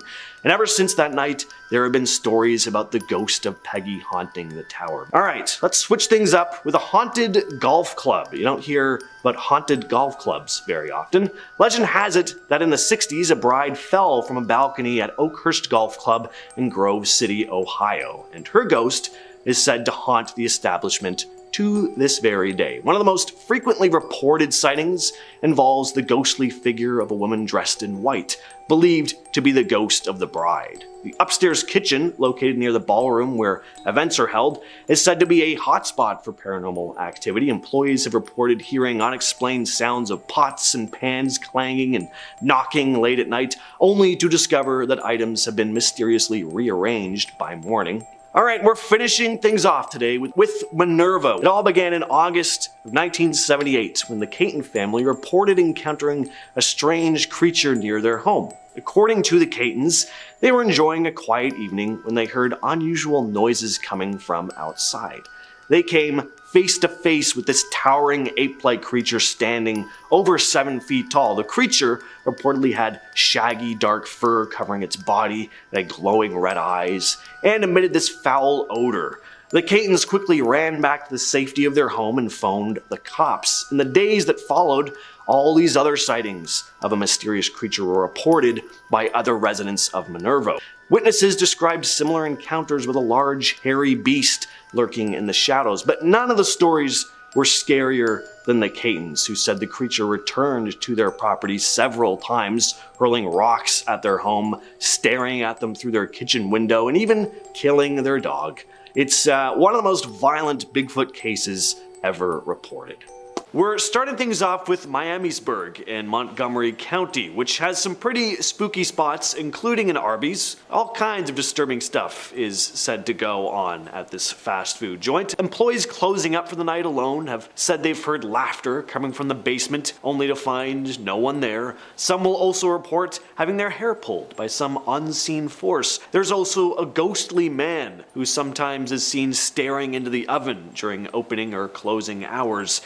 Grove Cemetery is probably the most well-renowned haunted hotspot in this town, though some visitors will say they see a young girl crying over a grave, but when approached, she'll just stare at you for a moment before vanishing into thin air. There's also the grave of a preacher's daughter who took her own life after being disowned by her family. A Bible was said to have sat on her grave, with stories of it appearing broken one instant, but then perfectly fine the next. Next up is East Liverpool, which is home to a couple haunted parks, a haunted cemetery, and of course, a haunted phone booth. As silly as a haunted phone booth might sound though, the story is actually pretty spooky. So apparently, a young man was killed in the area, and his ghost haunts the street that he died on. And some will say that on some nights, especially Saturdays during the month of March, passersby will hear ringing coming from the booth. And if you answer the phone, you might just hear a somber,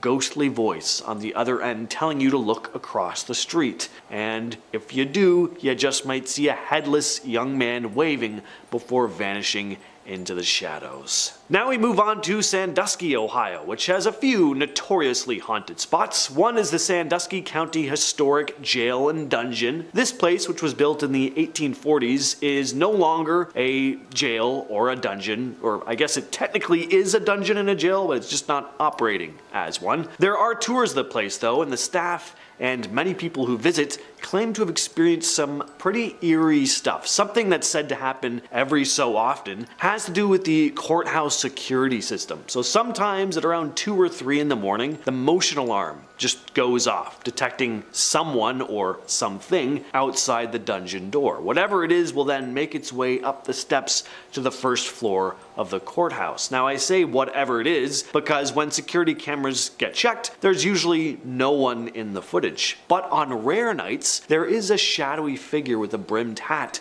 seen spotted sitting on a bench outside the courthouse. The fire alarm has also been known to be pulled even when nobody's near it. Whatever spirits are haunting this place, they seem to really enjoy loud, obnoxious noises. And on top of all that, you also have your typical disembodied sounds like voices and footsteps when there's nobody else around. We're gonna stay in Sandusky for a bit though, and talk about Cedar Point. Cedar Point is one of the most popular amusement parks in the US, but it also has a bit of a dark side. When we think of haunted theme parks, it's usually the abandoned ones where we picture all the paranormal stuff going on, but Cedar Point is still very much open. It was built in 1870 though, so it's been around for a while, and any theme park that old has definitely had its fair share of horrific accidents. Get it? It was a fair share theme park.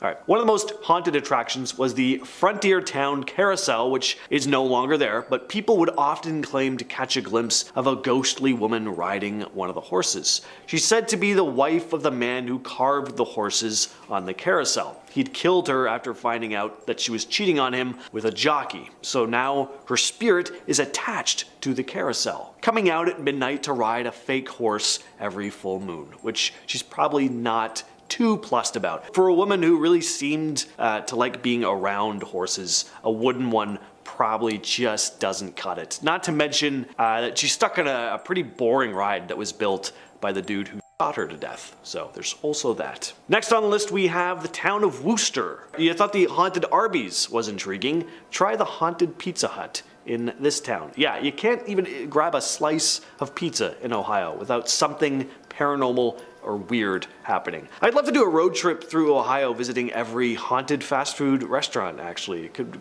call it like Fast Frights Ohio tour or something. So this Pizza Hut is part of a big plaza that was all built over the grounds of a former insane asylum. So there could be some lingering spirits in the area, most of whom seem to really stick to the Pizza Hut. There's also a Taco Bell in the plaza, which some paranormal stuff is said to go on, but there's not as many stories about that place because there's probably like 5 people who goes to Taco Bell, especially when you have a Pizza Hut right there. I'm gonna get tons of comments now from like Taco Bell fans being like, Taco Bell's the best. I don't know. I just think it's kind of mediocre. Staff at the Pizza Hut, though, have seen figures vanish into the walls. One manager who was closing up for the night was startled to hear footsteps following her and then turned around to see nothing but a white mist hovering in the air. Marietta in Washington County. This town is probably most well known for Anchorage Mansion, which is said to be very haunted. It was built by Douglas Putnam for his wife Eliza in the 1800s, but it's said Eliza died shortly after moving in, and people claim to have seen her ghost wandering around or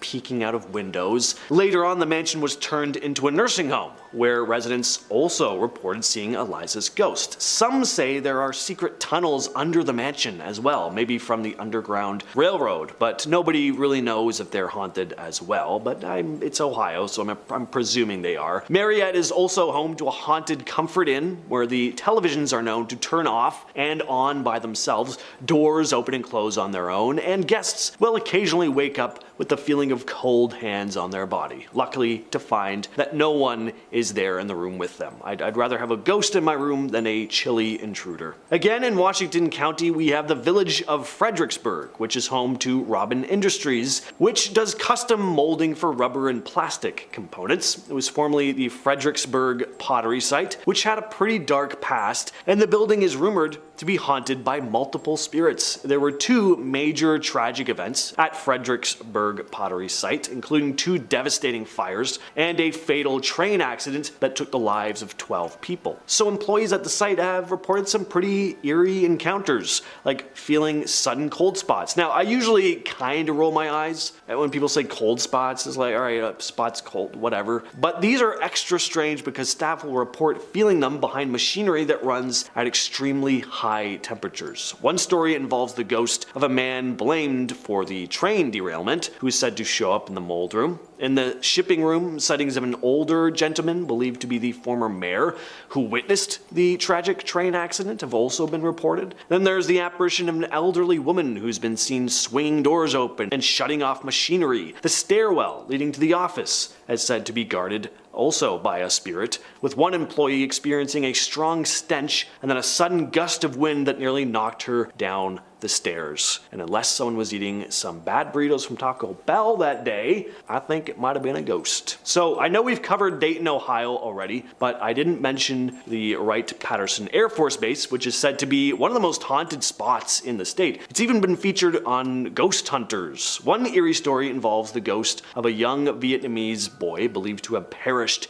in one of the museum's helicopters. Visitors have reported sightings of the boy wandering the museum grounds after dark. And of course, then they go up to talk to him, and he's not actually there. It's not just some kid who ran into the place. There's also a German World War II fighter plane said to be inhabited by the ghost of its pilot. Visitors claim to have seen the pilot waving from the plane's window. Seeing as it's the ghost of a German World War II fighter pilot, though, I'm not sure if what he's doing is actually a wave. The helicopter named Hopalong is said to be haunted by a pilot who met a tragic end, with staff reporting sightings of him desperately flipping switches in a futile attempt to escape. The Black Maria, known for its secret missions during the Vietnam War, is also said to be haunted by the spirits of soldiers who died on board. The boxcar plane, famous for dropping the atomic bomb on Nagasaki, is also rumored to be haunted by a young boy who is said to dart past it during the night. Haunted inns, always a staple of small villages, and Granville in Licking County, Ohio, has one of its very own, the Buxton Inn. This place dates back all the way to 1812, so plenty of history with this place. Even Abraham Lincoln stayed here, and some of those who were escaping from the Underground Railroad stayed here at one time as well. So with all the people who have passed through the doors and slept under this roof, all the history surrounding the building, it probably comes as no shock that some energy is said to linger within the inn. Not only do you have the spirits of past guests who have long since passed, but even former deceased employees are said to have never fully left. Like one of the previous owners, Ethel Bonnie Houston, for example, who's become known as the Lady in Blue. Several guests have claimed to see a woman in a blue dress roaming the hallways, only to walk right through closed doors or just vanish into thin air altogether. Some have also smelt cigar smoke out of nowhere before spotting a man who also vanishes into thin air. This is said to be the ghost of the inn's founder, Major Buxton. And we're going to finish things off with Loudonville in Ashland County. This place is known for its 2 supposedly haunted spots, one of which is a hotel, the other a park. First, there's Mohican State Park, which is said to be haunted for a couple different reasons. Mainly though, there used to be an asylum on the land in the 1800s, which might help explain some of the ghostly stuff going on. Witnesses have also reported seeing a mysterious light in the park for over 2 decades. Then there's Landell's Mohican Castle, which is actually a hotel, and a damn cool looking one too. Looks like something you'd see in Norway. It was built on the grounds of a former English/German church. The story goes that in the late 1800s, a dispute over language during worship services led to the church mysteriously burning down after the Germans decided to relocate their relatives' graves. Since the current owners acquired the property in 1991, a series of unexplained fires have just been plaguing the place, including the destruction of a book factory in 92 and an on-site restaurant in 2007. Some believe the land is just cursed, with guests reporting sightings of a girl in blue in the graveyard and hearing crying in the cemetery and pool building. People will also claim to see Civil War era soldiers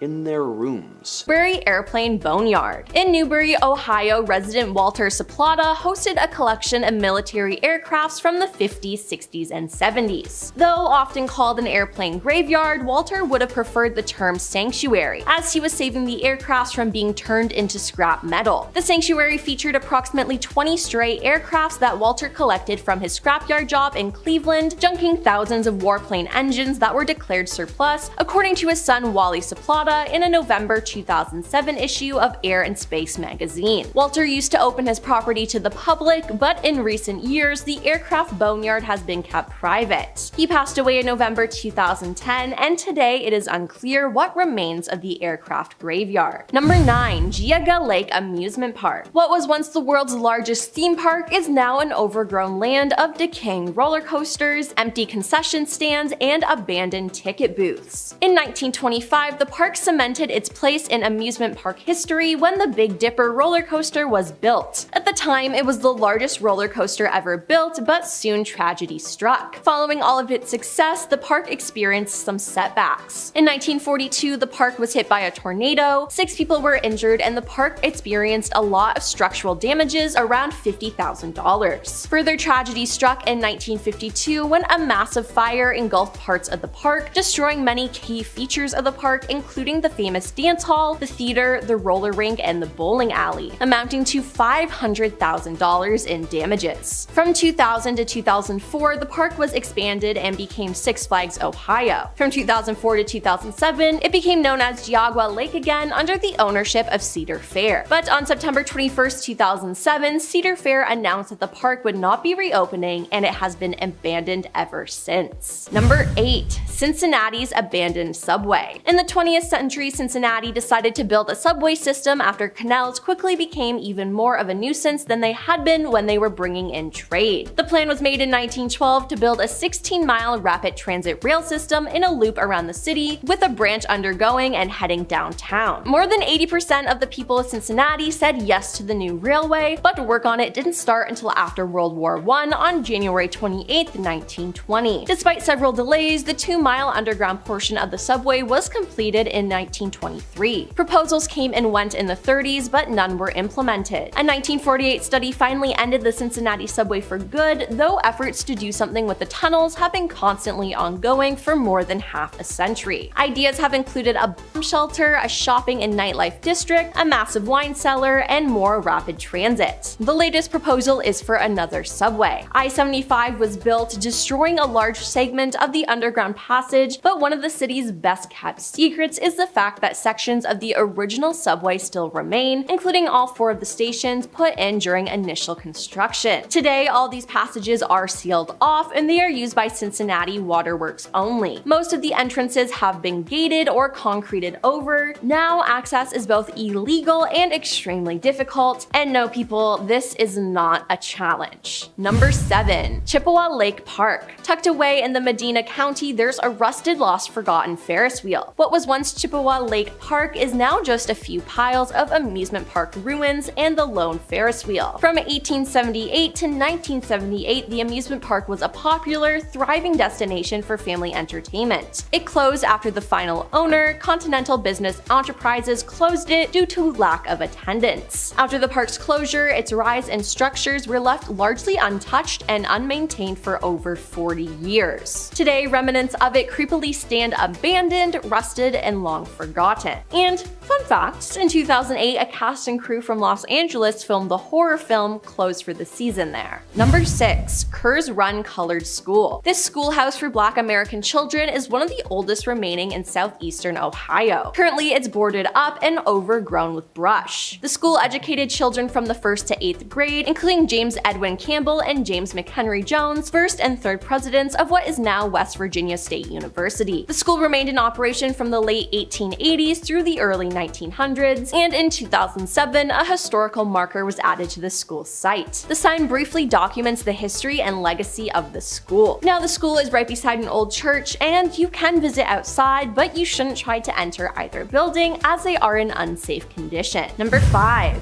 Franklin Castle. Rumors about the eerie castle began to surface after multiple deaths occurred in the Tideman family while living in the mansion. Hans the father allegedly tore down another house on the property where 4 of his children had died. His first wife Louisa died inside Franklin Castle in the 1890s, and he would eventually bury 3 more of his children and his mother. Since then, the location has been the site of mysterious hauntings. A family with 6 children called the Romanos had moved into the house, and on the day they moved in, 2 of their children said they'd encountered a crying girl in white on the 3rd floor. But when Miss Romano investigated, no one was there. Soon, the family started hearing haunting organ music and heavy footsteps. 2 of the older Romano children woke up one night to find something yanking blankets off their bed, and Miss Romano once awoke to find herself screaming on her bedroom floor with an unseen presence screaming beside her. A priest advised the Romanos to move out, and in 1974 they did, but the hauntings didn't stop when they left. From there, the house was sold again and again and again. Each new occupant reported strange occurrences like passing through odd vapors, hearing a child crying, or seeing a woman in black standing in the window. Unfortunately, this house is privately owned, so you cannot go and explore all the spookiness, but there is a lot of rich history here. Number 4. Warner and Swayze Observatory. The Taylor Road Observatory was gifted to the Case School of Applied Science in 1919 by the Warner and Swayze Telescope Company. The original building was a domed tower construction with a powerful telescope that took advantage of the relatively undeveloped Cleveland sky that was at the time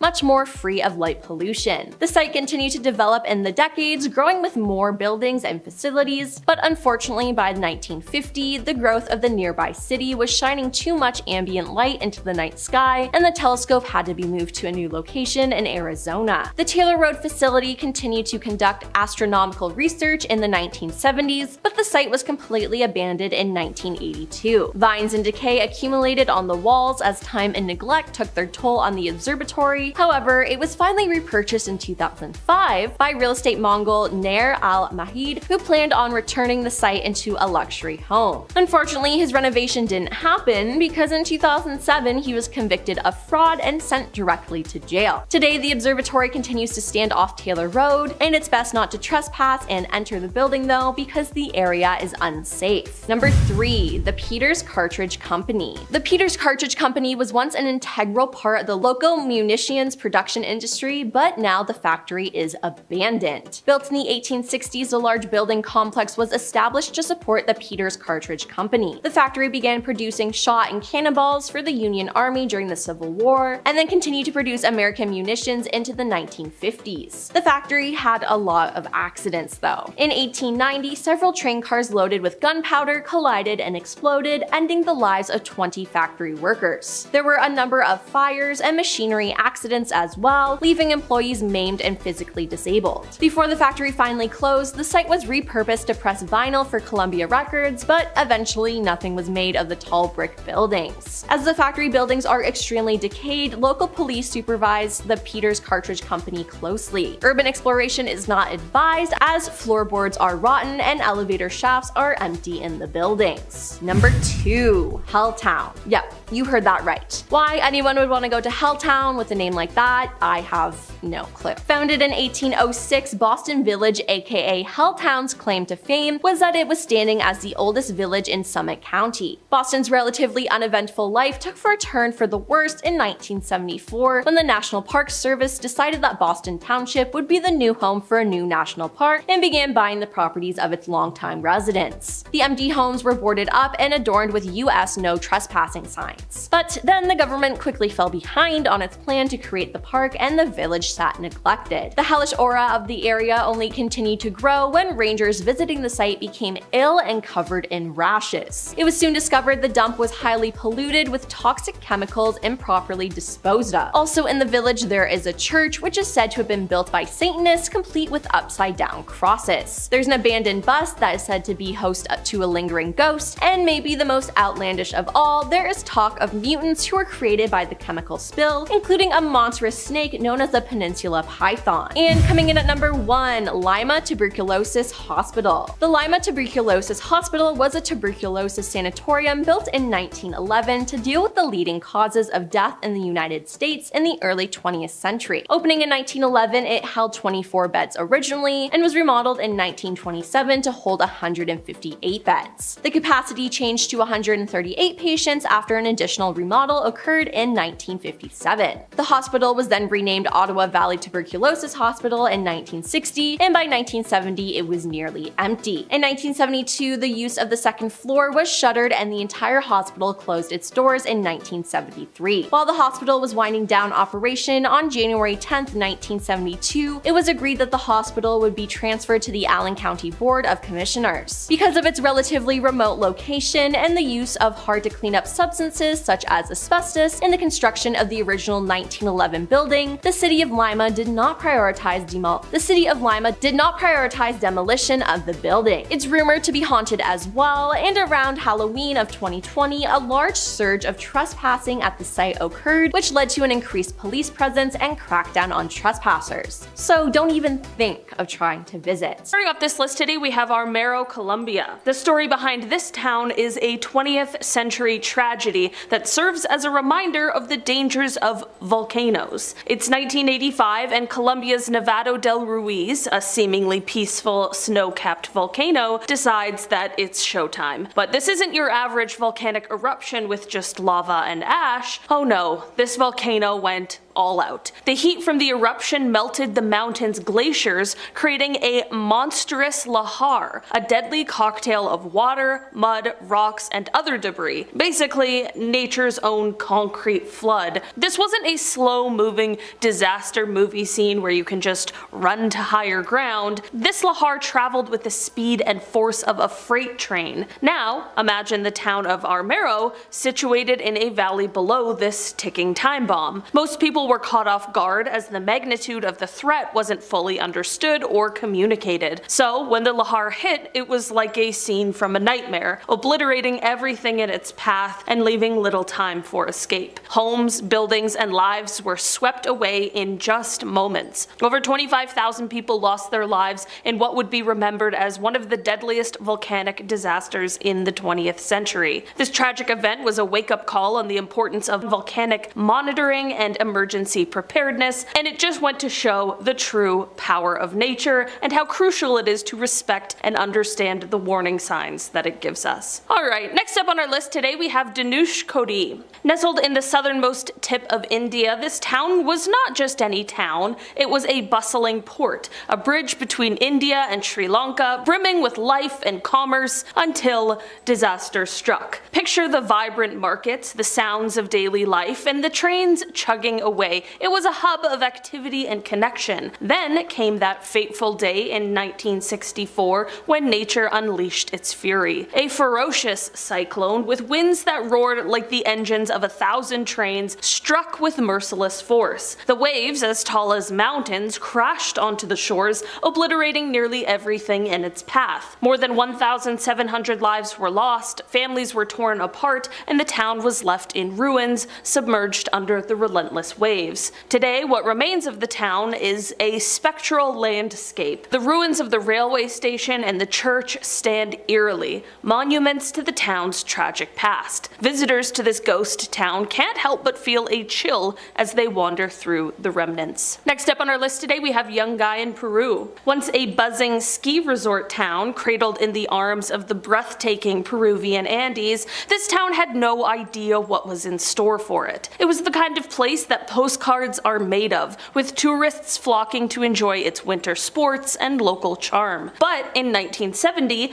Mother Nature had a catastrophic twist in store. A mammoth earthquake struck, its epicenter alarmingly close to the town. The quake was so powerful that it dislodged a massive section of ice and rock from Mount Huascaran, Peru's highest peak, which loomed ominously nearby. Now imagine a colossal wave of ice, rock, and debris hurtling down the mountain at speeds that defy belief, completely ruining everything in its path. This wasn't a scene from a disaster movie, it was a grim reality for Yungay. In just a few harrowing minutes, the town was buried under a thick blanket of destruction, claiming the lives of over 20,000 people in one of the deadliest avalanches in history. Today, the original site of Yungay stands as a ghostly memorial to that fateful day, largely untouched except for by time and the elements settlements. Visitors to the area can still see the remnants poking through the earth. A new young guy has risen a few kilometers away, striving to move forward while honoring the memory of the past. Next up on our list today, we have Dollersheim in Austria. Nestled in the picturesque landscapes of Austria, Dollersheim is a village steeped in history, with its origins tracing back to the year 1143. Imagine walking through a place where every stone and corner has a story dating back almost 9 centuries. But Dollersheim's serene beauty hides a tumultuous past. During the grip of the bad guys regime during World War II, the village's tranquility was shattered as residents were compelled to leave their homes, their familiar life turned upside down to make way for a military training ground. After World War II, the village didn't resume its former bustle and charm. It remained uninhabited, a ghost of its past self. Yet the echoes of history linger. Today, visitors to Dollersheim can explore the remnants of what once was. A church that stood witness to centuries of change, a town square that once buzzed with daily life, and a graveyard where the village's ancestors rest, perhaps still holding on to their stories. Next up on our list today, we have Kataktchan in Russia. Found in the heart of Russia's vast and frost-bitten Far Eastern region, Kataktchan tells a story deeply etched in the annals of wartime and post-Soviet history. Initially established during the throes of World War II, the town was birthed through the toil and sweat of prisoners who were put to work in its coal mines. These mines not only fueled the war effort, but also sustained a burgeoning community against the backdrop of harsh and unforgiving landscapes. For decades, Kataktchan thrived on coal extraction, its residents carving out a life amid the extremes.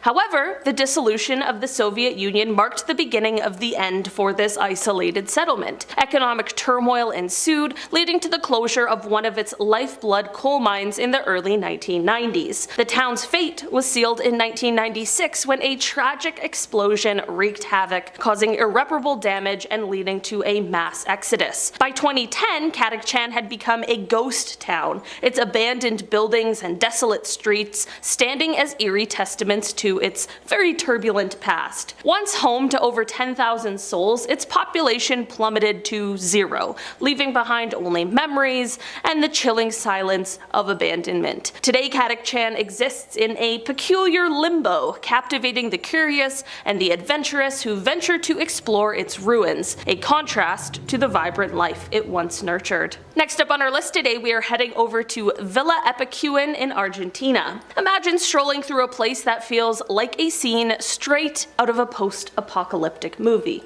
Well, welcome to Villa Epicuén in Argentina. This isn't just your average ghost town, it's got a backstory that could rival any thriller. A thriving lakeside resort town buzzing with tourists, laughter, and life, families soaking up the sun, kids splashing in the water, Villa Epicuén was the place to be, especially known for its therapeutic salty waters, much like the Dead Sea. But here's the twist, nature of course had its own plans. Over the decades, the lake began to swell, slowly nibbling away at the town's edges until, in the 1980s, it devoured the whole place, submerging everything under meters of water. The town disappeared, leaving only memories and submerged dreams. Fast forward a few decades and the scene shifts again. The waters recede, almost as mysteriously as they came, revealing the skeleton of Villa Epicuén. Today, it's an astonishing sight. Buildings, trees, and streets all laid bare, encrusted with salt and frozen in time. It's a little bit spooky, incredibly intriguing, and undeniably a one-of-a-kind destination that tells the tale of the relentless passage of time. Next up today, we have Plymouth in Montserrat, a place that once thrummed with life, its streets bustling with the daily hustle and bustle you'd expect from a capital city, and now it stands in stark contrast. A ghost town that is eerily silent, its buildings and streets swallowed by nature's fury. Back in the summer of 1995, the earth rumbled,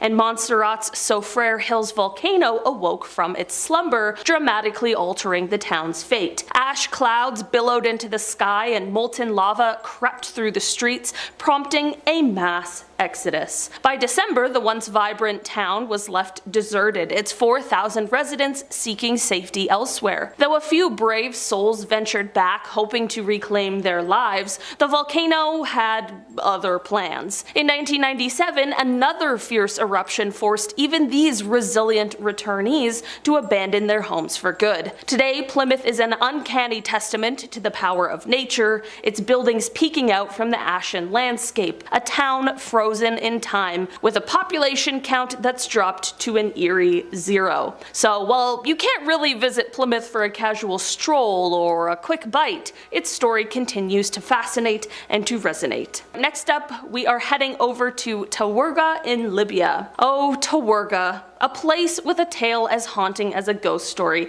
but sadly, it's all too real. Imagine a town in Libya home to about 40,000 souls living their daily lives only for everything to change when the winds of the 2011 Libyan civil war blew through. This town wasn't just touched by conflict, it was transformed by it, earning the eerie title of Ghost Town. Schools, shops, homes, all abandoned, the laughter and chatter of life replaced by silence. Fast forward to 7 years post-conflict, and the image of Tawergha doesn't get much brighter. The residents were forced to flee, leaving behind their homes and their lives. They didn't go far, settling in a nearby town, but in a very different setup. Instead of houses, they lived in 250 tents. Despite the conflict and the loss, the spirit of the Tawergha community persisted, their resilience shining through despite the drastic change in their living conditions. Moving on down, we are heading over to Humberstone in Chile. Imagine stepping into Humberstone, a ghost town nestled in the parched Atacama Desert, which feels like wandering onto the set of an old Western film. Once this place was buzzing with around 3,500 folks, all mingling, working, and living their lives around the booming potassium nitrate, or saltpeter, industry. Saltpeter was the gold of its time, as it was a critical ingredient in gunpowder and fertilizers, fueling agriculture and warfare worldwide. From the late 1880s to 1930, this little town was like the Silicon Valley of saltpeter, shipping off heaps of this white gold to places near and far, and playing a crucial role in global economics and even in conflicts. Then, technology advanced. Synthetic alternatives to saltpeter emerged, and just like that, the demand plummeted. The town's heartbeat slowed until it stopped altogether mid-20th century, leaving behind a time capsule in the desert. Now declared a UNESCO World Heritage Site, Humberstone is now an eerie yet fascinating window into the past, showing how communities can rise and fall with the tides of industry and innovation. And finally, rounding out our list today, we have Texola, Oklahoma. Oh, Texola. It's like a postcard from another time sitting quaintly along the iconic Route 66. Now, imagine a place where the echoes of the past are so palpable that you can almost hear the hustle and bustle of its heyday. That's Texacola for you. Back in the day, 1930 to be exact, 581 souls called this town home. Fast forward to today and you'll find a drastically smaller, but nonetheless fascinating population of just 35. But why such a drastic drop? Well, Texola's story is intertwined with some major historical events. Cotton was king here until it wasn't, thanks to agricultural decline. Then came the 1-2 punch of the Dust Bowl and the Great Depression, which turned thriving communities into ghost towns across the plains. Despite these hardships, Texola has clung to life, its resilience embodied by landmarks such as the Magnolia Service Station and an adorably minuscule stone-walled jail building. The Bisman Building was built in 1886, and fun fact, the film Shawshank Redemption used this place as a filming location. If you have seen the film, the building is used as the entrance to the Brewer Hotel, where Brooks and Red stayed after they were paroled from Shawshank. The real building, though, is haunted. While here many people experience a feeling of dread and sadness, particularly on the 3rd floor. Many people also report an overwhelming sensation of darkness when on this floor,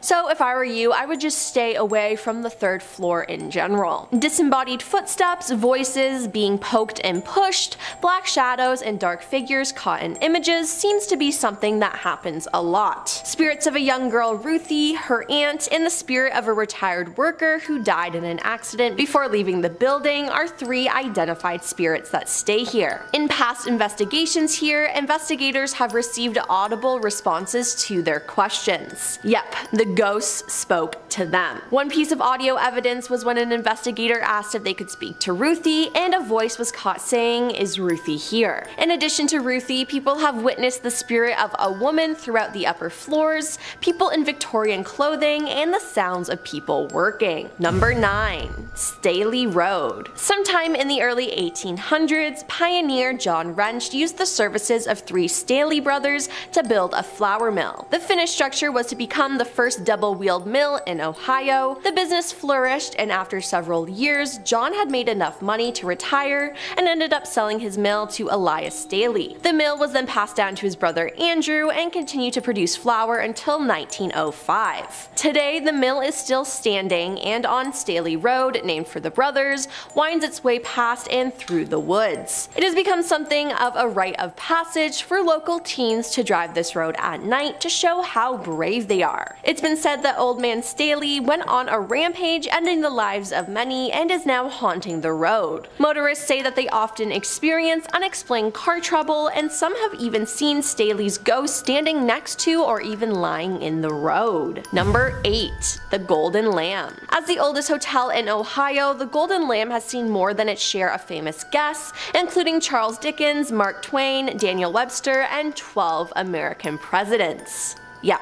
12. It's fantastic, but there's also been death and tragedy in the hotel. Guests have cited a girl who may be Sarah Stubbs, the niece of the hotel manager in the 1800s, or possibly Eliza Clay, a girl who died of a high fever at the hotel in 1825. The ghost of Charles R. Sherman, an Ohio Supreme Court justice who died at the inn in 1929, is said to appear in the hallways as a gray, gaunt man and conjures the smell of cigar smoke. Charles's death left his wife and 11 children, including Civil War General William T. Sherman, penniless. As a result, most of his children were put up for adoption, and some say the guilt of his family's demise keeps his spirit at the inn. Number 7. Moonville Tunnel. Located deep in the woods, the tunnel is framed by a faded stone archway covered in moss. The tunnel itself is long and extremely dark. It's actually an out-of-work stretch of railroad track that leads to an old coal mining town. If you're brave enough to venture through it, you might see the ghost of Frank Lawhead, an unlucky train conductor who met his end in a head-on collision with another train. Visitors in the area have taken photos with cameras or phones,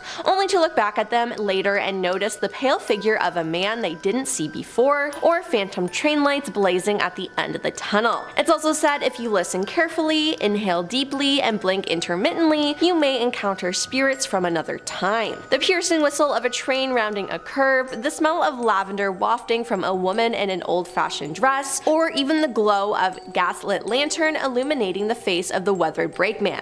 So that's fun. Number 6. The Buxton Inn. The Buxton Inn was built by Orrin Granger in 1812 as an inn and tavern, and it also served as Granville's first post office and as a stagecoach stop. I'm just gonna say it, this place is haunted. The first ghost spotted in the Buxton Inn was the first owner, Orrin. Other ghosts include the Lady in Blue, rumored to be the former innkeeper Ethel Bonnie Bonnell, Major Buxton, whom the inn was named, and even a phantom cat seen slinking along the halls. There's been strange activity like footsteps and doors opening on their own reported in the inn's basement, where stagecoach drivers would often stay during their stopovers in the past. However, the ghosts just don't stay in the basement. Oh no. Rooms 7 and 9 are said to be the strongest places for activity, with apparitions appearing. One guest even reported a ghost cat showing up to cuddle and purr in the middle of the night, which, aw, that's so cute. Guests have reported strange phenomenon throughout the hotel though, like their names being called out and invisible footsteps. I would not want to sleep there. Number 5. Woods surrounding London. Okay, again, not London, England, but London, Ohio. Deep inside these woods sits an old abandoned barn that is so rotted away it is practically melded back into the trees. It's rumored that ghosts like to spend some time here. If you ask anyone from the area, they'll tell you that these woods are haunted. According to legend, a family of 5 was traveling through the woods in the late 1890s when they were stopped and had their lives ended by a band of thieves. Those brave enough to wander through the woods of London at night have reported hearing gunshots and disembodied screaming. Others have felt a sudden drop in temperature before seeing a strange white mist hanging in the trees. Let me just say, it's a no from me. Number 4. Ridge's Asylum. Ridge's Asylum originally opened in 1874 and was known as the Athens Asylum for the Insane. It had 2 wings, one for female patients and one for the male patients. The most violent patients were housed at the outermost tip of each wing. By the start of the 1900s, the asylum had become dangerously overcrowded, and rumors of inhumane treatment at the hands of the overworked staff were growing. Despite this, it was not officially closed until 1993. Some parts of the building are still in use, while other areas are completely abandoned. One of the scariest places in the building is the outline of a body where Margaret Shrilling died in 1979. She apparently got lost in the disused part of the hospital in the winter of 1978-79 and was not found for more than a month. When the corpse was eventually removed, it left a stain that could never be washed away, which just makes me gag thinking about it, but imagine the smell, like, ew. Ugh. She is one of the many ghosts who is said to walk the asylum at night. Strange figures have been seen roaming around the old floors. Others have heard disembodied voices, footsteps, and screaming. Most appealing to imagination is the basement. Some claim severely disabled patients were kept on chains in dungeon-like places. Some say they've even heard the chains being pulled. Oh, and there's also a cemetery on the grounds which holds over 1,930 bodies. Of those, 700 women and 959 men lay under the headstones marked with only a number, which is sad. Number 3. Bobby Mackey's. Built in 1850, Bobby Mackey's is said to be the most haunted nightclub in America. When it was first built, the building served as a slaughterhouse and meat packing facility. The standard for most slaughterhouses of its day, the facility featured a well to collect the runoff of animal blood, innards, and other waste. If that image wasn't icky enough, there have also been several deaths in and around the club throughout the years. The place harbors energy so dark that a portal to hell is rumored to swirl somewhere within its basement. There is strange, suffocating heat, a trash can once flew through the air, and the apparition of a man with a handlebar mustache appears in the mirror. I would not want to get anywhere near that place ever. Number 2. Licking County Jail. Originally opened in 1889, the Licking County Jail is now home to only prisoners serving afterlife sentences. It contains stacks of cramped, grimy cells lining its dimly lit halls. Since being put out of commission, the jail has become a notoriously haunted hotspot. While it was operating, a total of 3 sheriffs and 19 inmates died on the premise. If you make your way to Licking County Jail, it's said you should peer between the cell bars as figures of prisoners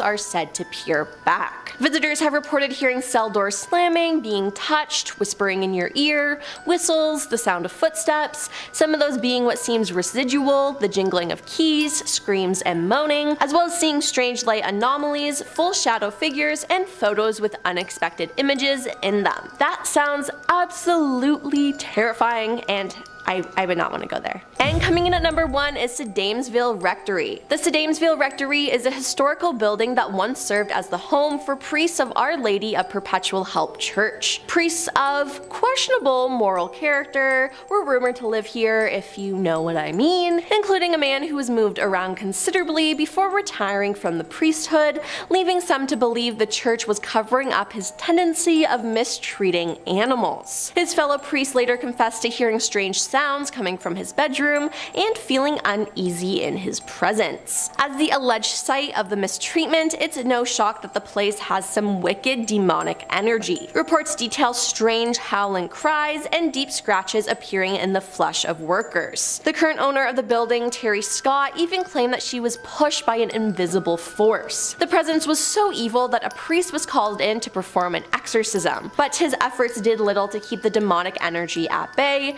and whatever monster lurked in there still remains, and I would not want to mess with it.